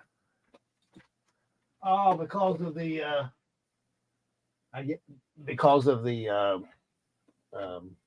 popularity, basically. Is that what you're going for? They went against the grain of the popular music and made their own popularity. They were the counterculture in classical music back in their era. And they were the fathers of the punk rock and metal scenes. This makes sense. That was my freshman year of college that I wrote that paper. That's awesome. Yes, I was in a band at that point. We've all been there. Playing in 2 at the time, actually. Speaking of which. The uke. Yep.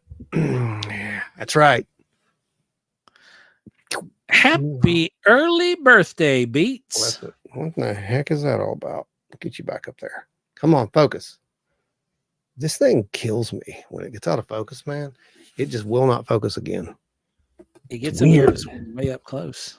Yeah, but that's all it'll do. It won't. Close the lens on it and open it back up. Yeah, it works sometimes. And open? Nope. It's weird. Very weird how it does that. Oh, there you are. There it is. Got it. There we go. So anyway, yeah. Happy early birthday, Beats. Hope you have a fantastic one. Yeah, absolutely. Happy birthday. So let's go over a little something real quick. We will be doing, of course, the presentation next at Flatwoods. There may be some surprises there. I don't know yet, but there would definitely be some really cool surprises Saturday at the Mothman Festival. You're going to want to come down there. You are going to want to come down there. That's all I can say about that. It's going to be a blast.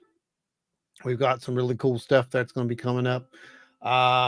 Really, really, really cool stuff that's going to be coming up, and some really cool opportunities for you guys.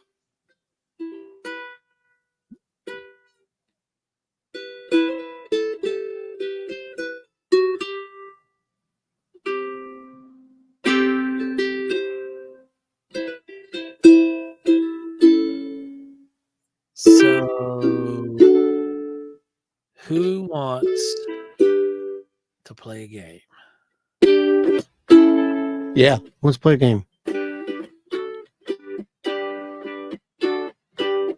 Anybody? It's that time of night, everybody. It's that time. So let's gather together like everybody does, and let's do this thing. Da, da, da, da, da, da. Shuffle, shuffle, shuffle, shuffle. Shuffle, shuffle. Shuffle. No, Anita, not global thermonuclear war. It's a different game. God, you get a prize for that. That's awesome. I'm proud of that one. Oh man. To make sure you get a print or something. I don't know. Tony says orb. Horb. It's a horb. Orb's got to be one of the orbs. Yeah, on the custom deck. Yeah, I know. Yep. We've been talking about it. See, the whole point is we wanted to make a real serious Zinner card deck, kind of like a psychic Zinner type, guessing card set. But it's not going to happen because you guys want silly stuff. So it's going to be silly, and it's going to be worth every penny that you pay for it. That's why I said, they're going to be, 20, probably about $20 a pop, something like that.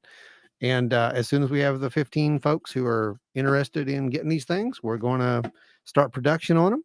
And yeah, I'll show you what it's going to look like here, because it's just for you guys. I mean, come on, where are we going to sell them at? No one knows what this is except for you people.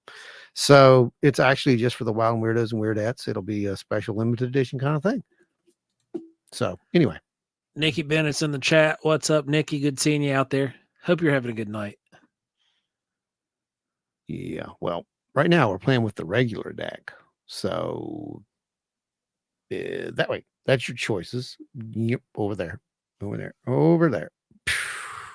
That's your choices right there. Plus, square, bacon, circle, or star.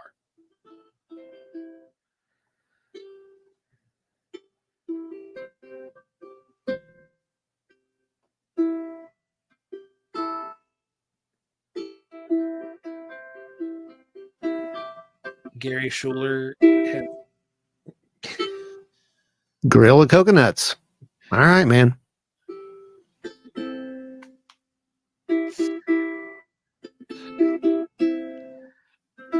Is that supposed to be Bigfoot doing the clop, clop, clop from Monty Python? That's what went through my head. Don't ask. All right, I think we're ready to flip over the first card. We've got everybody on deck. Here we go. 1, 2, 3. I see a plus. Square. I'm wrong. Square has it. So we've got squares. Stand up, squares. 1, 2, 3. Oh. 4.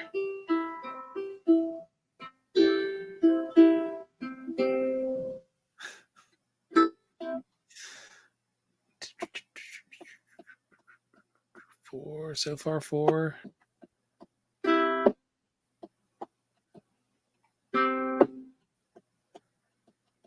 We got 4. Got 4? I could have swore we had more than that. That's weird. All right. I'm now shuffling the deck again. Shuffling the deck. And here we go. What is it?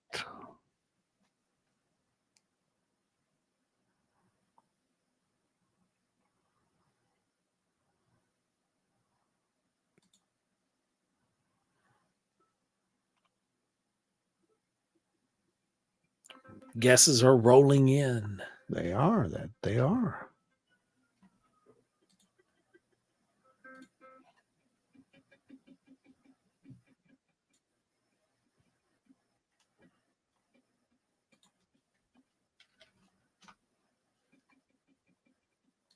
BLTs do rule. I agree. BLTs do rule. You're right. You're absolutely right. BLTs do rule. Yeah, I think so too. Dang, I'm hungry. I gotta go cook some bacon. Oh, no. This show always makes me want bacon. I know, right? The official, that's our official thing. We're gonna have BLTs. That's gonna be our. Oh, I have to. That'll be the wild and weird BLT. Yeah, we gotta make that. Joe, get on it. That'll be a thing. I want that to be a thing. We'll publish that recipe. I want that to be a thing. BLT, the wild and weird BLT. We'll even make a bacon aioli to go. There you go. 2, 3, 4. Circle. Plus. Going to the top star here, we've got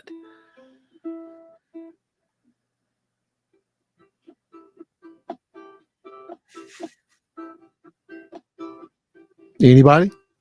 No. First time ever. Wow. Not a 1. You guys are disappointing tonight. Let's do a telepathy one. Okay. We haven't done a telepathy one in All a right. hot minute. All right, let's do that. I'll do one. Okay, guys. So do not throw your guesses in yet. Do not start guessing. Wait for the prompt. So do not guess. Okay. This is a telepathic Zinner card test where Ron is looking at the card and will push out through the force. Yeah, sure. Yeah. Using all of literally what you want to do is just give yourself a mental cue that you know what this card is I'm looking at. So what you do is you tell yourself, when I snap my fingers, I'll know what that card is. Or when you, whatever, make a noise, it doesn't matter, but you got to give yourself a cue. Snapping your finger works really well, but you do it however you do it. Doesn't matter. So take a few breaths, you do your thing. And when you do X, you will know what card that I am holding. And that is what you type. You don't think, you just snap your fingers and boom, whatever shape that is.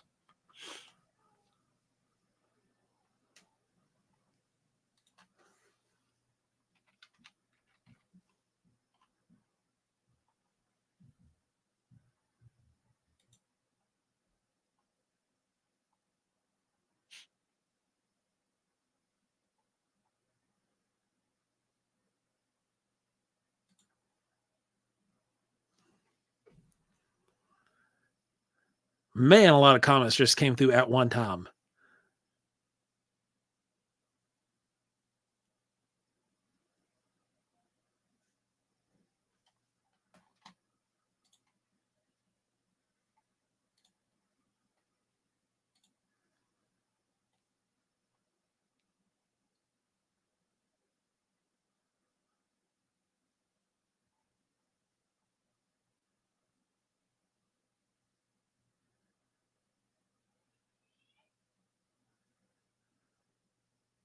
In 3, 2, 1.